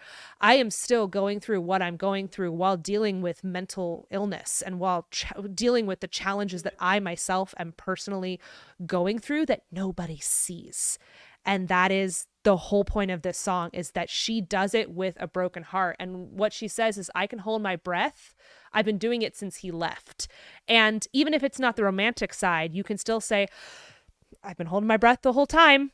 I don't know when I'm going to have a chance to breathe out, but I'm just going to keep breathing in, because that is what we have to do to get this job done. And that is what it is to be the kind of person that I am. And I am, as a human, as me, Amy, now just beginning to register how much of my persona is that. And so this song really hit me hard, because I did not see it as any bit comical. I saw it as absolutely tragic. This is a tragic song about someone who has had to do all of this because there's no other choice. This is what must be done because this is the person that you are. And that is the story of it. And that's why, like, there's one line where she's like, I'm sure I can pass this test because I'm a real tough kid. I can handle my shit. When they said, babe, you got to fake it till you make it, I did. Lights, camera, bitch, smile, and stilettos for miles. That's me. That is exactly who I am. I will lights, camera, smile. There it is. And so I really identified hardcore with this song, especially when you take it out of a romantic perspective. Yeah, I think this one's one of her more relatable songs. I think we've kind of all felt this way, where it's like you're going through a really hard time in your life, but the thing is that the rest of your life just doesn't stop. Like you don't usually get a break to be like processing your emotions. So like, I cry a lot, but I am so productive, like you don't have that break to feel your feelings or to like kind of heal and move on. You just have to keep pushing through. You have to do it with a broken heart. And I do. Yeah. I like how, she's obviously talking about something very specific that none of us can relate to, which is doing an arena tour after a breakup. But I think we can all, I like that she's talking about her experience, but it's kind of universal, the idea of, having to just kind of bear through a painful time in your life and continue to just do it. And also, put a smile on your face. So you don't want people to be concerned about you. You don't want people to worry about you. You don't want to be a downer, certainly, to other people. That's those of us who are those almost chronic and dangerous people pleaser compartmentalizers. Yeah. We dangerously compartmentalize and I recognize and often wish that I was not so coded to do this.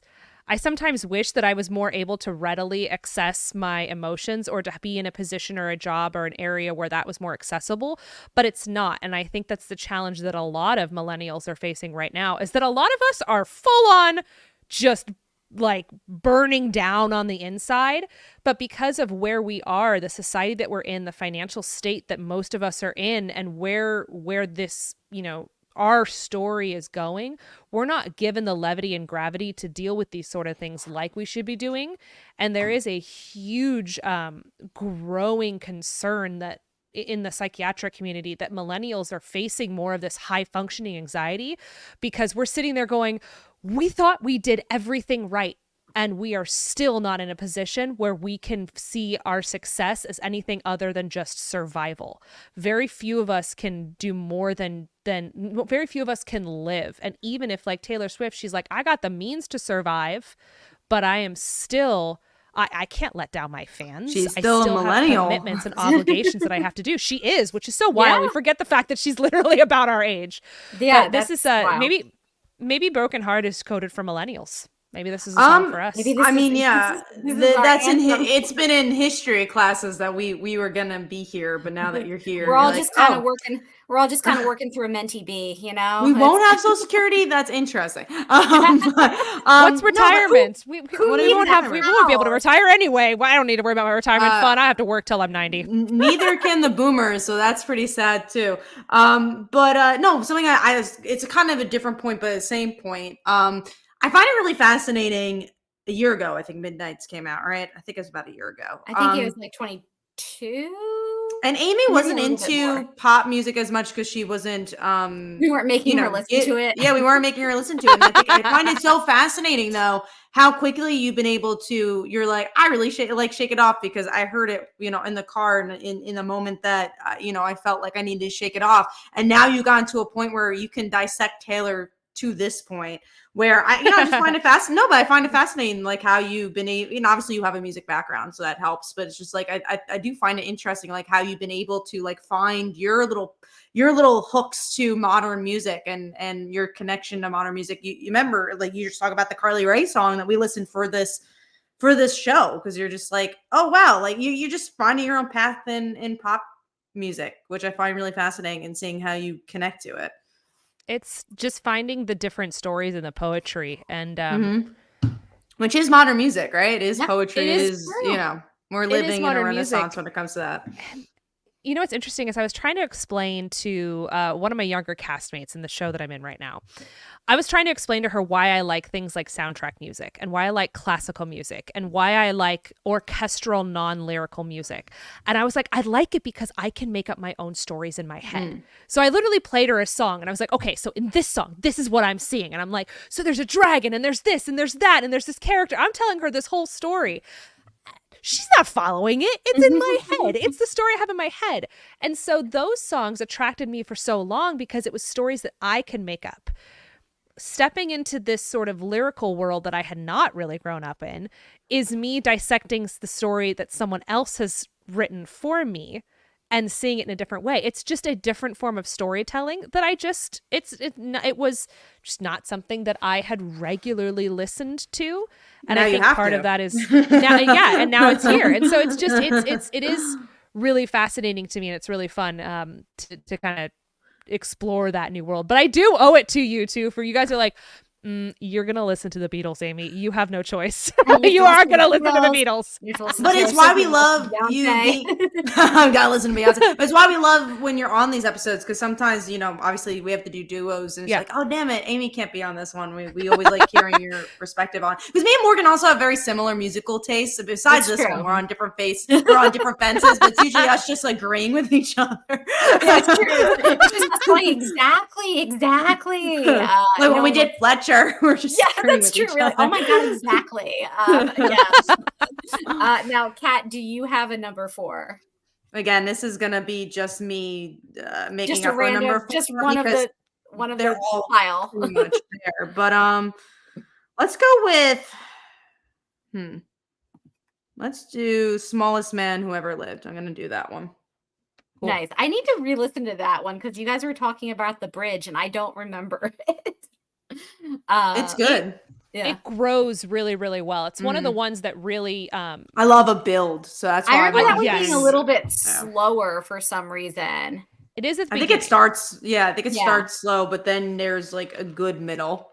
I'm gonna have to go back to that one. Literally, she's like dun dun dun dun boom boom boom okay. dun dun dun, like it very clearly. It just starts driving harder and harder. It hits it exactly. Hold please. I have.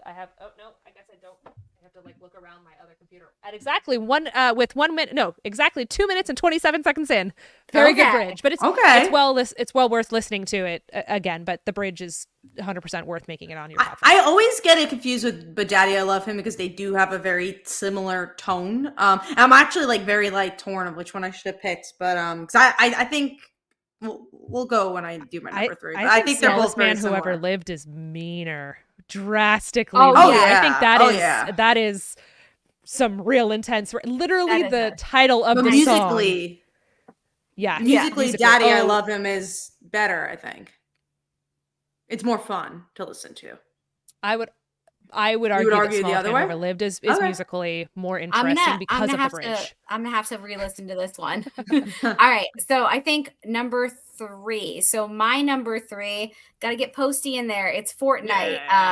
Initially, we listened to it on Thursday. I was like, but this was the one that haunted me. Like, that just kept stuck singing in my head, and I was just like, really kind of walking around the house. You love you, and so like, and I do like the I like the lyrics, but I do like that one line, "I love you, it's ruining my life." I think that's like so. I don't know. It's very simple, but it really does pack like a big punch in terms of what she's saying in that song. And I thought, she could have used Post a little bit better. Like I wish there was more Post in it, but I do think that when he comes in and like the way that he comes in on the bridge is really, really very pretty. The way that their like voices mingle. So I was gonna say that I think his voice is very it works well for the song, even though I think. Yeah, like you compare it to Florence, who's just like used so much, and then he's just kind of just used as a background noise, but it's good background noise. I think he elevates the song a lot for me, and that's not anything against Taylor, just that his voice adds a different element that you don't hear in the other songs. Yeah, and I think it does help exactly that his voice adds something to the song, because I do feel like there's a few songs on this album that do kind of are talking about the same thing as Fortnite, which is the idea of this sort of short-term love affair. I loved you for only or I touched you for only a fortnight. It's like 2 weeks or whatever. They're saying, this is like a love that burned bright and faded fast. And obviously there's a lot of songs on the album that's kind of about that. But I think this one differentiates for me just because of the Post aspect of it, where he brings in something a little bit different. And I like the melodies in this one. So I had to go for my boy Post. Now, Amy, what is Post needs a new album, so we can talk about it. Come on, we gotta talk. I feel like at this point, when he drops an album, we have to listen to it because he's just been guesting on all my faves at this point. If you guys haven't listened to Austin, it's a pretty solid album. If you're looking for because Post Malone's so well known for rap and like more poppy stuff, Austin's like, I'm an acoustic guitarist too. Let's do it. Nice. Amy, what's your number 3? So since I put manuscript in honorable mention and I Yeah. moved Smallest Man to 5, Broken Heart to 4, Guilty as Sin is now 3. Because you Ah. guys are both right. If I am talking about it with Yeah. that much passion, He talks it's about it a allowed to be in lot, my yeah. top 3. Like you're allowed to be like, yeah, this is about my favorite book series. It's about A Court of Thorns and Roses. Actually, So- specifically, it's about A Court of Mist and Fury. So did the author, you said, reposted that like a snippet of she song literally and said shared thank it you? on her story, and she was like, it was, I don't remember exactly what she wrote, but she basically said, thank you, Taylor, this meant so much. Like, if it's not coded for this book I was about series, to I'd be say- shocked. This So is now a that does- huge book series. I mean, she Yeah, probably it's also very, very reads, you popular. know? Maybe This she's a is- fan. This is the Yeah. this is the Harry Potter of rom-com world. Anybody who's anybody who's in the Romanticy. rom-com world into romanticy, yes, sorry. Anybody who's in the romanticy world has heard of or has read A Court of Thorns and Roses. Oh yeah, I've heard of it. Fantasy is a word, didn't okay. Oh, it's sure romance is. fantasy. It's the new Now hot says genre.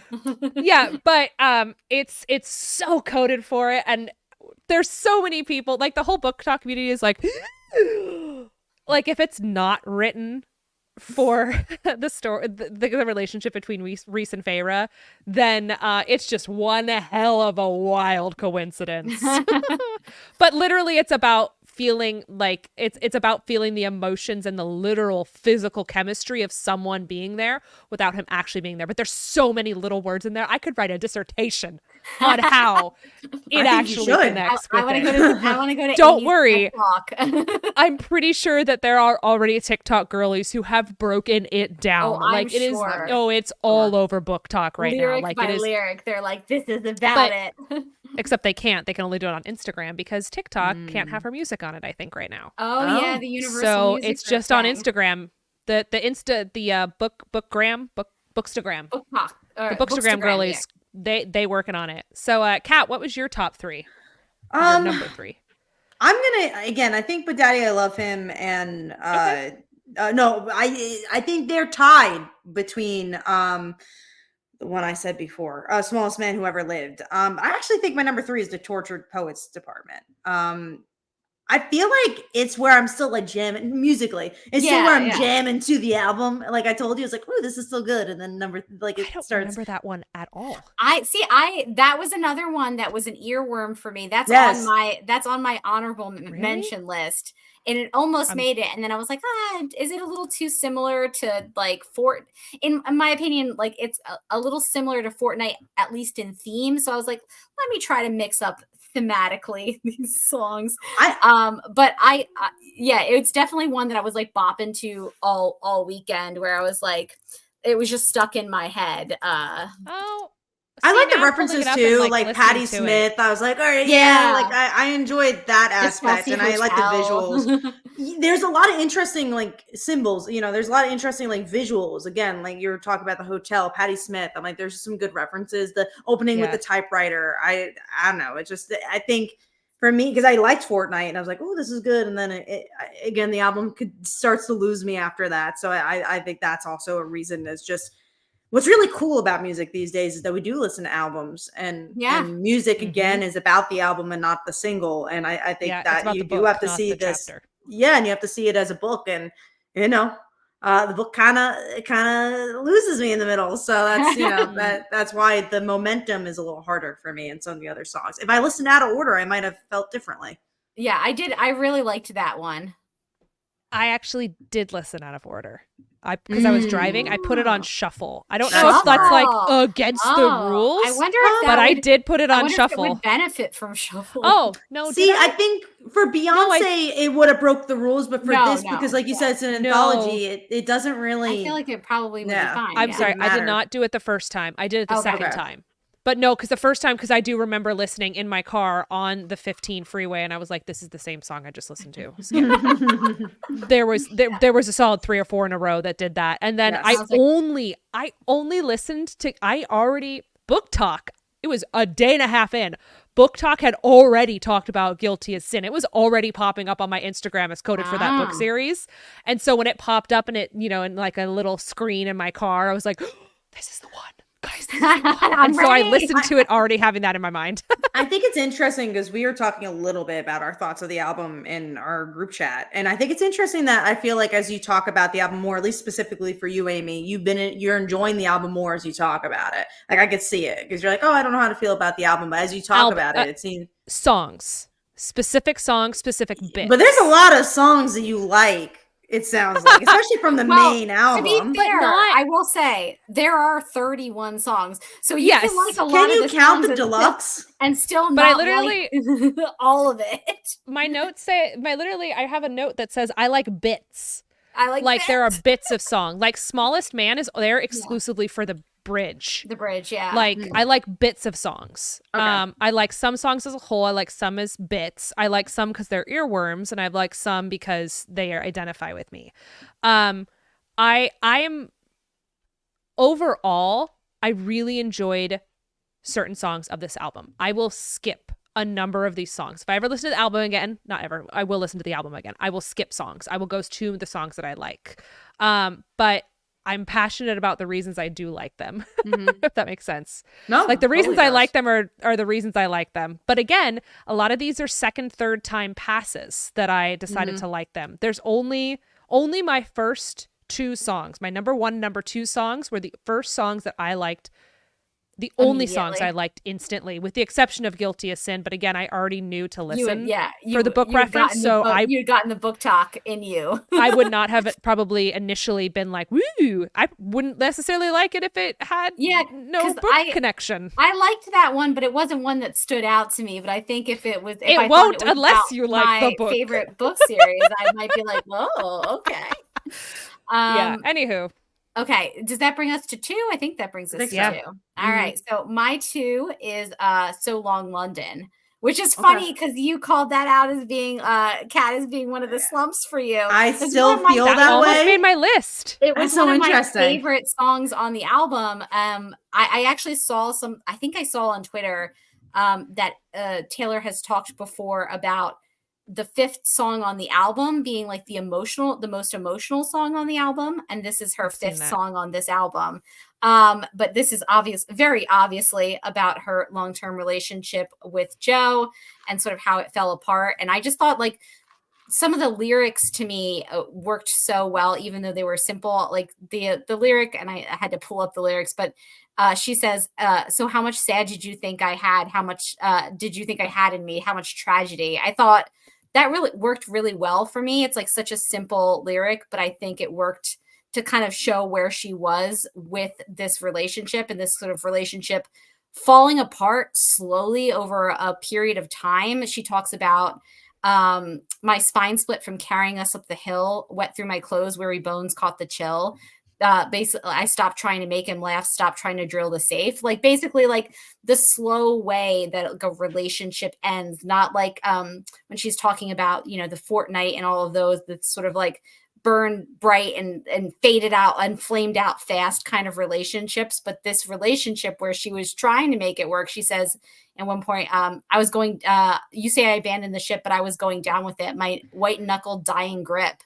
I love that lyric so much. Good. I love that lyric. Yeah, it's so good. And I think lyrically, this is one of my favorites on the album because I do feel like it's very pretty, the musical wise, and the lyrics are very beautiful, I think, in kind of identifying this very sad thing that happened and talking about it in a very pretty way with like really good imagery.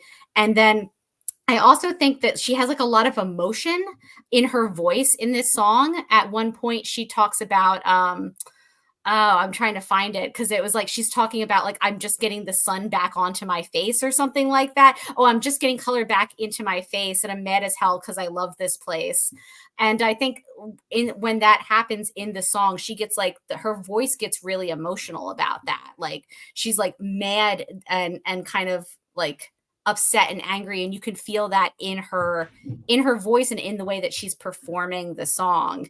And I liked that, again, with this album where there's a lot of ones that kind of felt similar, this one I did feel like was like a real breakup album. Like I was singing, I was driving along, singing along, like I'm just getting the color. You're like, I feel like you could really like, you could tear this one up at karaoke, you could really go for it. Ooh, and I just thought, yeah, this one really, like, I listened to it the first time and I was like, oh, that's pretty. And then like the second time I listened to it, I was like, ooh, this one's brutal. Like, I like this one a lot. So Long London is getting a lot of buzz from fans. It makes it makes a lot of people's top fives. And I think a lot of that is because they understand the history of it. Yeah. Sure. So I had listened to it knowing that it was making a lot of top 5 lists. Like I had seen it popping up on a lot of Instagrams, and I was initially not as impressed. I was like, really? This made people top 5? But the more I listened to it, the more I was like, oh, I think I really like this. And the history of it more, and you're like, I think I really like this. So it almost made my list. It's definitely in my top 10. Yeah. I think you can listen to this one divorced from the history, and I think it still works just because it's like so straightforwardly like a breakup song about two people who had drifted away from each other so far that they couldn't reach back to each other anymore, and then that they stayed that way for a while. Like I think that is sort of what like caught me in the lyrics, is this idea of being disaffected and trying to make a relationship work when it was like already over, and nobody would call it. Basically, I think she at some point talks about like, it basically it being call it over. on CPR. Yes, yeah. I stopped CPR. After all, it's no use. The spirit was gone. We would never come to. Like the idea that they tried to give this thing on. They kept this thing on life support way past the point where they both knew it was already over. And I think that was like the way that she expressed that musically, I think is kind of universal, even though obviously it's about, her ex-boyfriend who lives in London. Okay, Amy, what is your number 2? My number 2 is my number 2 because pure vibes only. Sweet. Take a wild guess. Is it Florida? Is it Florida? Okay. Florida. It's the one that's stuck in my head. Like if I'm doing nothing, it's the one that I do. It's the one that's in my head. To myself. I don't need to get super into detail. It's Florence and the Machine, who I absolutely love. All her songs are earworms. I love the way that she did a collaboration on it.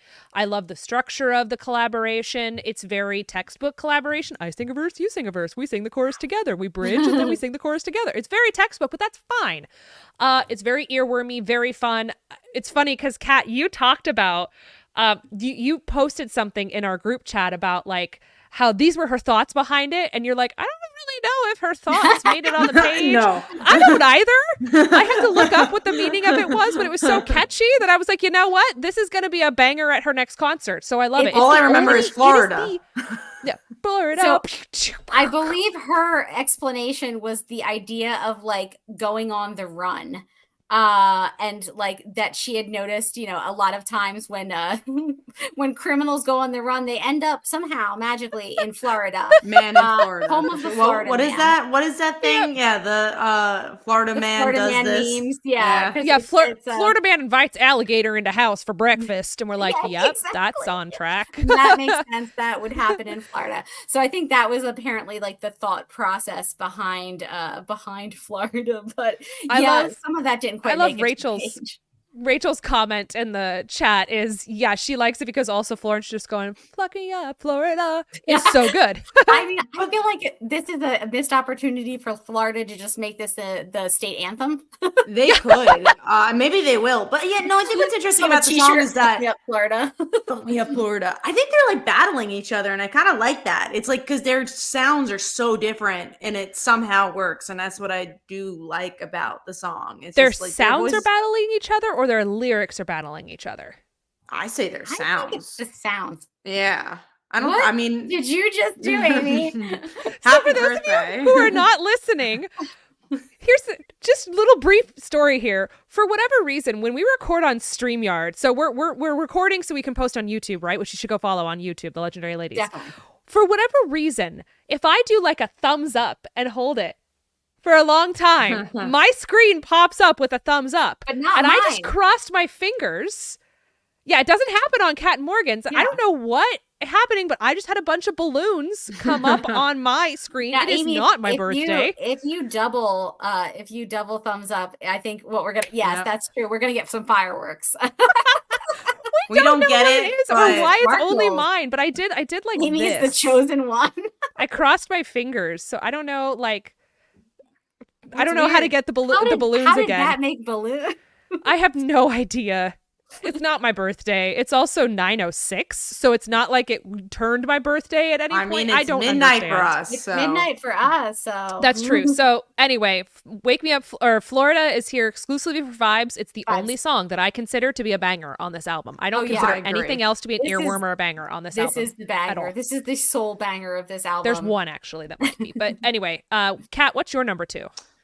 Mine is Fortnite because it Nice. genuinely is just again, these are the Really? 2 songs I genuinely really like. Like the ones that I will probably go back to are Fortnite and definitely Florida. I need to listen to this one again. I think I kept skipping it. I because love didn't Post like it the first Malone, time. I need to so- listen to it again. Me too. Yeah, I also you can, again, if you're a Patreon supporter, and you should be, you can go and listen to our first initial reactions to both Fortnite and Florida, which we listened to right after the album came out. And I think we were all after Fortnite like, okay.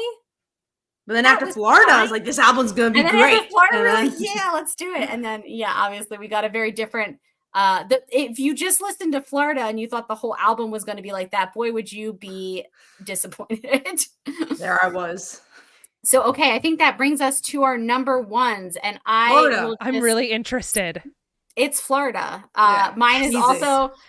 also Florida. I just like that song. I love Florence and the Machine. I think she kind of dominates this one.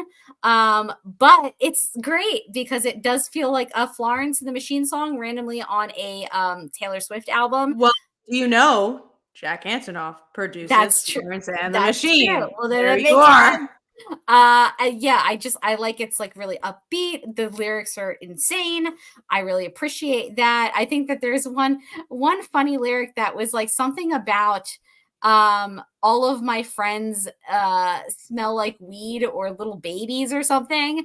I feel like that was a reference to all the anti-hero situation. Like they have to say little babies again. Yeah, all my friends all smell like weed or little babies, which I thought was honestly like a very universal experience of being in your like mid 30s, where like half of your friends are just hanging around vibing, and the other half are like, I have a newborn. And it's just Smell like my a baby. very That's relatable. it's a very like dichotomous experience where like half of your friends seem like real adults and the other half of your friends are like, I don't know what's going on. I feel like that's a very, very early to mid 30s feeling. Now, Amy, you, Kat and I, we're in Florida. We're saying, "Fuck me up, Florida." What what is your number one? I'm really curious. I genuinely don't know. Can you guys guess? I thought it was that Bow one because you were talking about it a bit. Clara Bow. Oh, Clara Bow. Clara Bow's really good. I really enjoy Clara Bow, but it's in my top 10. It's not in my top 5. I'm gonna guess. I'm just gonna take a guess. Was it? What's the Albatross? No, also my top 10 didn't make the cut, that though, was but also I have but it was like I a have literary poetry reference. thoughts So I was on like, both Clara Bow and Albatross. Correct. Yes. See, it's something that you think like that and manuscript should be coded for me. Sure. Yeah. My number one is Who's Afraid of Little Old Me? Oh, Okay. nice. And I should have known because you had a reaction when I said it almost made my list and you started laughing and I was like, I should have remembered that. Who's Afraid of Little Old Me is the song that I identify with most, second to Broken Heart, or like with Broken Heart being number 2, because Little Old Me, Who's Afraid of Little Old Me, strikes me as it's talking about the people who have learned and grown to be people who make waves, people who are power people, people who are leaders, who have been taught to be leaders, taught to be powerful. But it's a musical representation of the America Ferrera Barbie speech about women. Be powerful, but don't be too powerful. What does she say? Be pretty, but don't tempt them too much. You have to have money, but you can't ask for money. You have to be a boss, but you can't be mean. You have to lead, but you can't squash other people's ideas. Who's Afraid of Little Old Me is about a person who has been taught and brought up to, you're going to be a strong, powerful leader. You have a strong personality. Use that. Be a leader, but don't be mean. And it feels like it's also talking about all those times where people who have been in that position where we are thinking that we're leading are getting gaslit for having ideas. You can be a leader, but don't give too many ideas. Be powerful, but don't show it. Don't make waves, even though we have hired you to be a forward thinker. And this one really strikes me hard when she says, who's afraid of little old me? Well, you should be. She has reached the point where people kept telling her, you know what, we want you to be this way. We want you to be powerful. We want you to be this really strong character. And you have grown into this strong character, but then don't show it. Don't be too much. And I know that the lyrics don't necessarily read all of that, but there's so much to break down in this song. And it also talks a lot about the way that how you're raised and your childhood affects the person you become, and about what happens when the person you become gets stunted or stilted, or you are told that the person you've become is not the person that they actually wanted you to be. How dare you be this person that you've grown into? We're just going to cut out all your teeth. We're going to rip your teeth out. We're not going to let you be the powerful person who you thought you want. It's a musical representation of being gaslit. And there's a lot in this that I identify with, in whether it's my workplace, whether it's my personal life, whether it's relationships, the number of times that I have been told by people that the reason that I don't get asked out on dates is because I'm intimidating. You're too intimidating. You come off as too powerful. Literally, the way you stand is intimidating. The way you walk is intimidating. I've had people be like, I've literally had someone tell me that when I was with a member of a really close friend of mine who was telling a story, and I came into the dinner late, and I walk in, and one of the other friends, when that person left, was like, wow, like, did you notice X person completely changed their personality when you walked in? And I was like, what do you mean? And he basically said, you suck the life from the room. All the eyes go to you and leave everybody else. And I was like, that is not my intention. I'm not doing that. This is just, I no, what are you talking about? And I brought that up with the person because I was like, do I do this? Do I grind you down by just being me? And the person goes, no, I like listening to your stories. I like who you are. That other person has it wrong. But to be someone who has this, imagine you go to somebody and say, hey, this is that's the part where I think sucks out of the room. No, someone literally said, did you notice? They literally were like, did you notice how he sort of changed after you left? And this is a person that you know very well or don't know very well. Don't know very well. Maybe they're the one. So I was joining a different friend group because I knew one of the people, the person who this was referenced to. Sure, but that's so interesting that someone would say, like, would be so upfront and blunt to say something like that. Very comfortable with just expressing anything, huh? Yeah, I know, it's kind of wild, but I get this a lot. I get this. You're an intimidating person. You're really open and fun and like really bubbly, and you've got so much going on that it's just sometimes a little much. Don't be so much. And that don't be so much hits in this song. She's like, you know what? Fine. If I'm too much, deal with it. If I'm too much, then guess what? You're the one who's going to have to deal with me. Should you be afraid of me? Probably. Because if this is how you're going to treat me, then fine, this is the way I'm going to feel. And I would be lying if I said that there's not a small part of me that's like, fine, if you think I'm intimidating, be intimidated. Feel that. If you think I'm too powerful, then watch me be powerful. If my personality too strong for you, go find less. Yeah. There's so much of that in there that I identify with. And I was talking with another one of my friends, and she is very similar to me. Our workplace, not our workplace, our leadership styles are very similar. And we were talking the other day, and she's like, oh my gosh, this song I identify with her so hardcore. And I was like, yep, this is why. It is a representation of people who are making waves, who want to make waves and are told to stop making waves, to the point where it gets to where we can no longer manage being told to stop, and you're going to snap. You're getting close to the point where you're like, if you are going to keep beating me down for being me and being who I am, and whether or not that's successful, I get that too. Oh, you're successful. So that's why people don't want to go on dates with you. I literally had a guy tell me after my date that he didn't want to continue going out with me because he felt like I was too successful. I was like, excuse me, first off, I don't feel that. Why are men? But second, that sounds like a you problem. But that all of that comes to fruition in this song. It comes to the idea of just like, you know what happens if all these things that people tell you about your strong personality, or your over the top personality, or your too much, or your bubbliness, or your strength, or your power, or your intimidation is too much. What happens when we get enough people telling you that that's not acceptable, and that finally you just snap? You said, fine, if you want to be afraid of little old me, you should be. Yeah, I like that line. She says, I was tame, I was gentle till the circus life made me mean. And then it says, don't worry, folks, we took out all her teeth.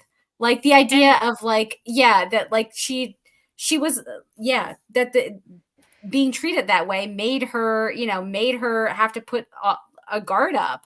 And maybe that's it too.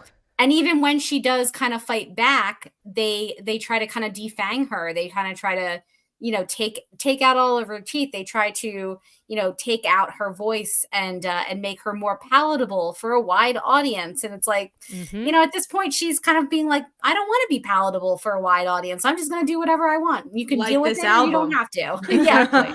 And I read into this song what I read into this song. She definitely has a history in here where she's talking about, you caged me and then you call me crazy. I am who I am because you trained me.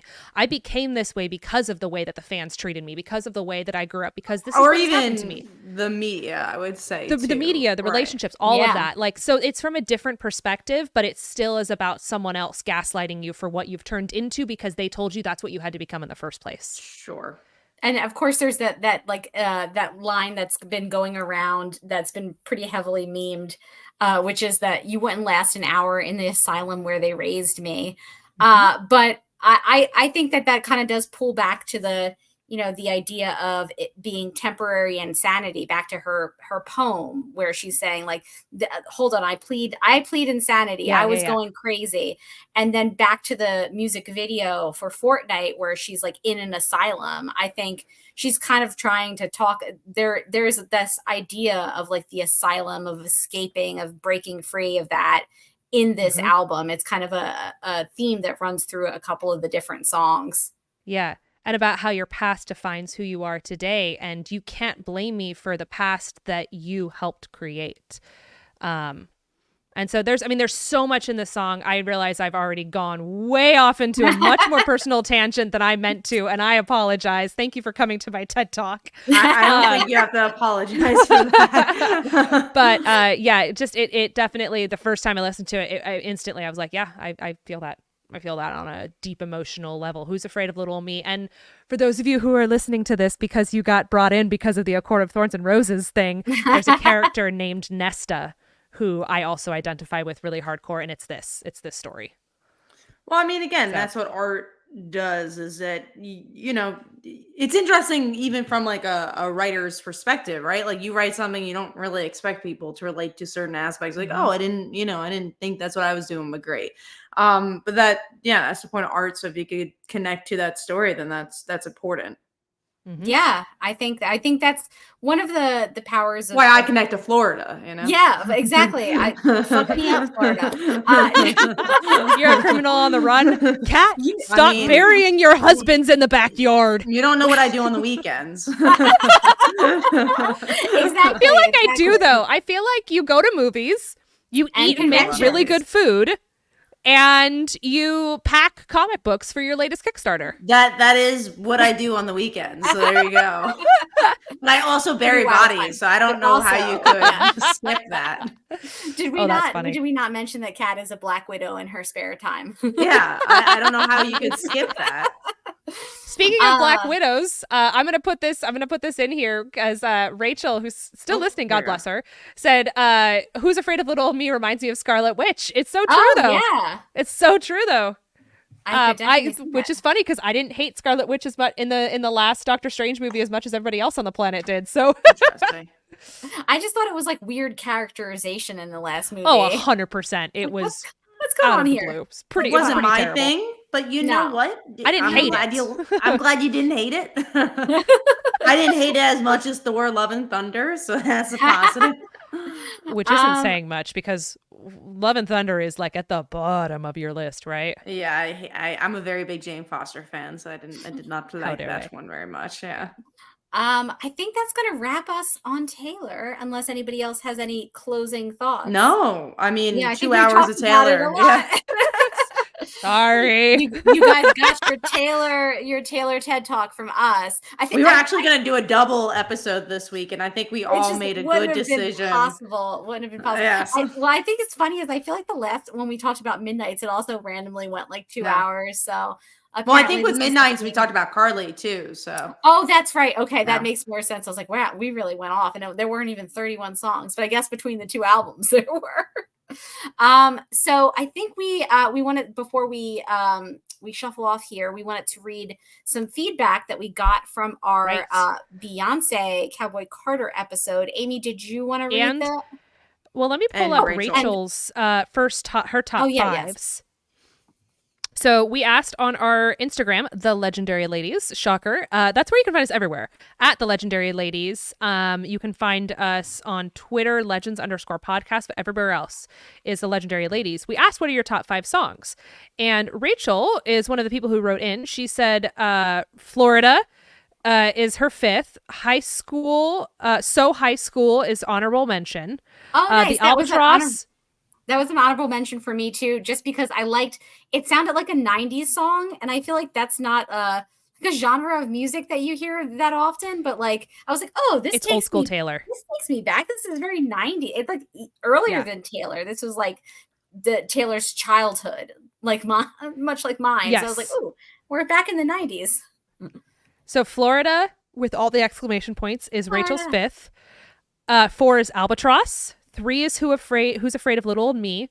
2 is I Can Do It with a Broken Heart. And number 1 is Clara Bow, Whoa. which again wow. is, I think Clara Bow is a really powerful dissertation on what fame does to you. And her last line, where she's literally talking about herself, yeah. is so wildly powerful.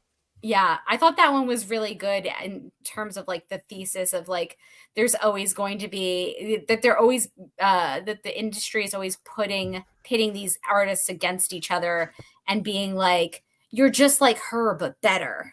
Mm. And that's how she ends the song, is like, you're just like Taylor Swift, but you have more of an edge that she never had, or something like that. Mhm. And I She like has that one edge. a lot. We already know she has edge, but no, Yeah. that's one I forget. That's the last song of the album. Of the first part of the album, The first part, yeah. not the Okay, so who wants the to read anthology the Beyonce? Let's read a paragraph from it because it is Yeah. long. So whatever How about paragraph this? you want to read.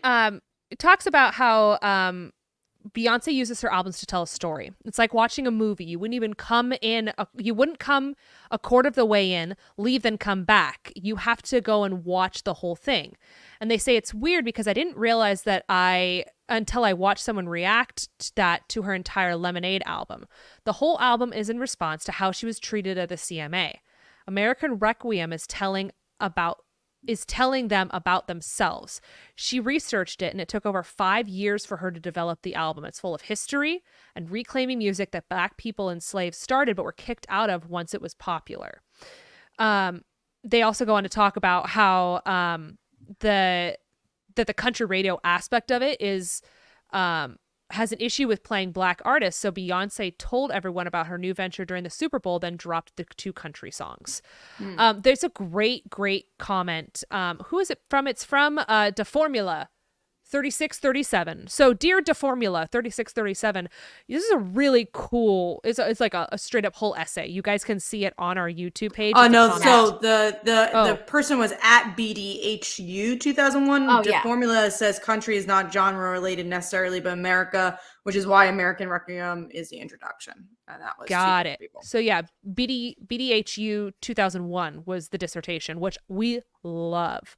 And just goes on to talk about how the fact that Beyonce is reclaiming all the music that they have been kicked out of in the past that they have helped create. So I think it's a beautiful, beautiful representation and reminder of why Beyonce's album is so powerful.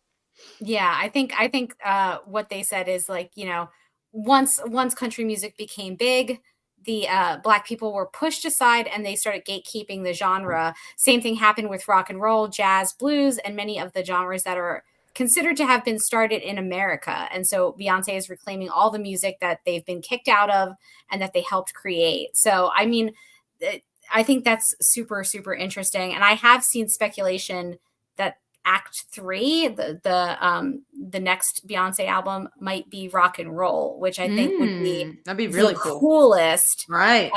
So I have my fingers crossed, but I like what she's doing with this series of albums, starting with Renaissance with the dance music, and then continuing on to Act 2, Cowboy Carter, with the country music. Is just I want Beyonce do every genre. Oh my God, yes. Let's get Beyonce into every single genre. Love that. I think she could do it if anyone she can. could do it. She really could do it. She knows her musical history. You can see the way that she weaved some of the songs in and some of the artists and got them popular with a whole new generation of people, which is really cool. Sure. So I think that is going to wrap us up for our 2-hour Taylor-a-thon. Kat, what's going on with you? Where can people find you online? Do you have maybe 1 or 2 or 5? So many things going on. I have 2. We have Witches of Oz, which is our not safe for work. Witches are not safe for work. But it's with Glinda and the Wicked Witch, Falling in Love. Go check it out. It's the story you've always wanted. And then we have our detective story, Devin and Taylor. So it has to do with childhood detectives who are forced to grow up and they are dealing with their last case ever. And honestly, I think it's our best writing yet. So go check out both titles if you can. Nice. Amy, what about you? you Rachel guys would love to see a Beyonce do a metal album personally. I'm sorry. I think maybe one song funny. That would be interesting. I don't know if I want a Beyonce metal album. Just for Beyonce screaming for like an hour. I don't think her voice will be there anymore. Yeah, I don't think that's worth having to tour with that. She'd be like, "Oh, never mind." She's like, "No, never mind." What are we doing now? What are you up to? Do you have maybe like a play going on? I do. We have a production called The Wind People, which opens a little over a week from now, May 4th and 5th in Carlsbad, San Diego. It is a 9-person a cappella musical about a dystopian future where a series of individuals have been segregated from the populace of America and told a series of lies that they think are the truth until a stranger comes in and makes them think otherwise. And it's a beautiful, powerful, never been performed production. It is really, really a remarkable story. And the playwright, who is also the director, we are actively world building as we create this musical. So it's a 1-act play, very limited seating. If you guys are interested, you can find tickets on my Instagram, Amy_hip, HYP. Then later on in the summer, you can find me playing Beatrice in Shakespeare in the Vines, Much Ado About Nothing. Up in Temecula. Exciting. But when people will be singing Taylor Swift. What? I said where you'll be singing Taylor Swift's Shakespeare. Yes, apparently. What about you, Morgan? What you got going on? I was gonna say I would go see a Taylor Swift Shakespeare mashup if anybody wanted to ever try that. I think it would be I think it'd be impossible interesting. Swiftspeare, and scary, Shake but Swift, I would see it for Taylor sure. Shakes. Taylor Shakes, yes. You know what? I like that. I kind of want to take that challenge now and pick one of these songs and turn it into a sonnet. Yeah, I feel like it's very possible. I think you could. Yeah, I think it's doable. I think Do it's it. doable. There you go. That'll be your next project after you're done these 2 shows. Yup. You can find me on as a co-host on Supergirl Radio, where we are tackling the DC animated movie Crisis Part 2. Now, we found Crisis Part 1 to be incredibly confusing. Will Crisis Part 2 be less confusing? I don't know, and I suspect the answer is no. But I don't think any part 2 has ever been less confusing. it's not usually the less confusing chapter. But you should join us. We record Tuesdays at 9 Eastern on the DC TV Podcast YouTube channel. So you can always go over there and say hi to us while we're trying to figure out what we just watched. And I think that is, again, that's going to do it for our Taylor Swift wrap up. We're going to return next week talking about Maggie Rogers. So that is your homework, is to listen to Maggie. And then until next time, stay legendary.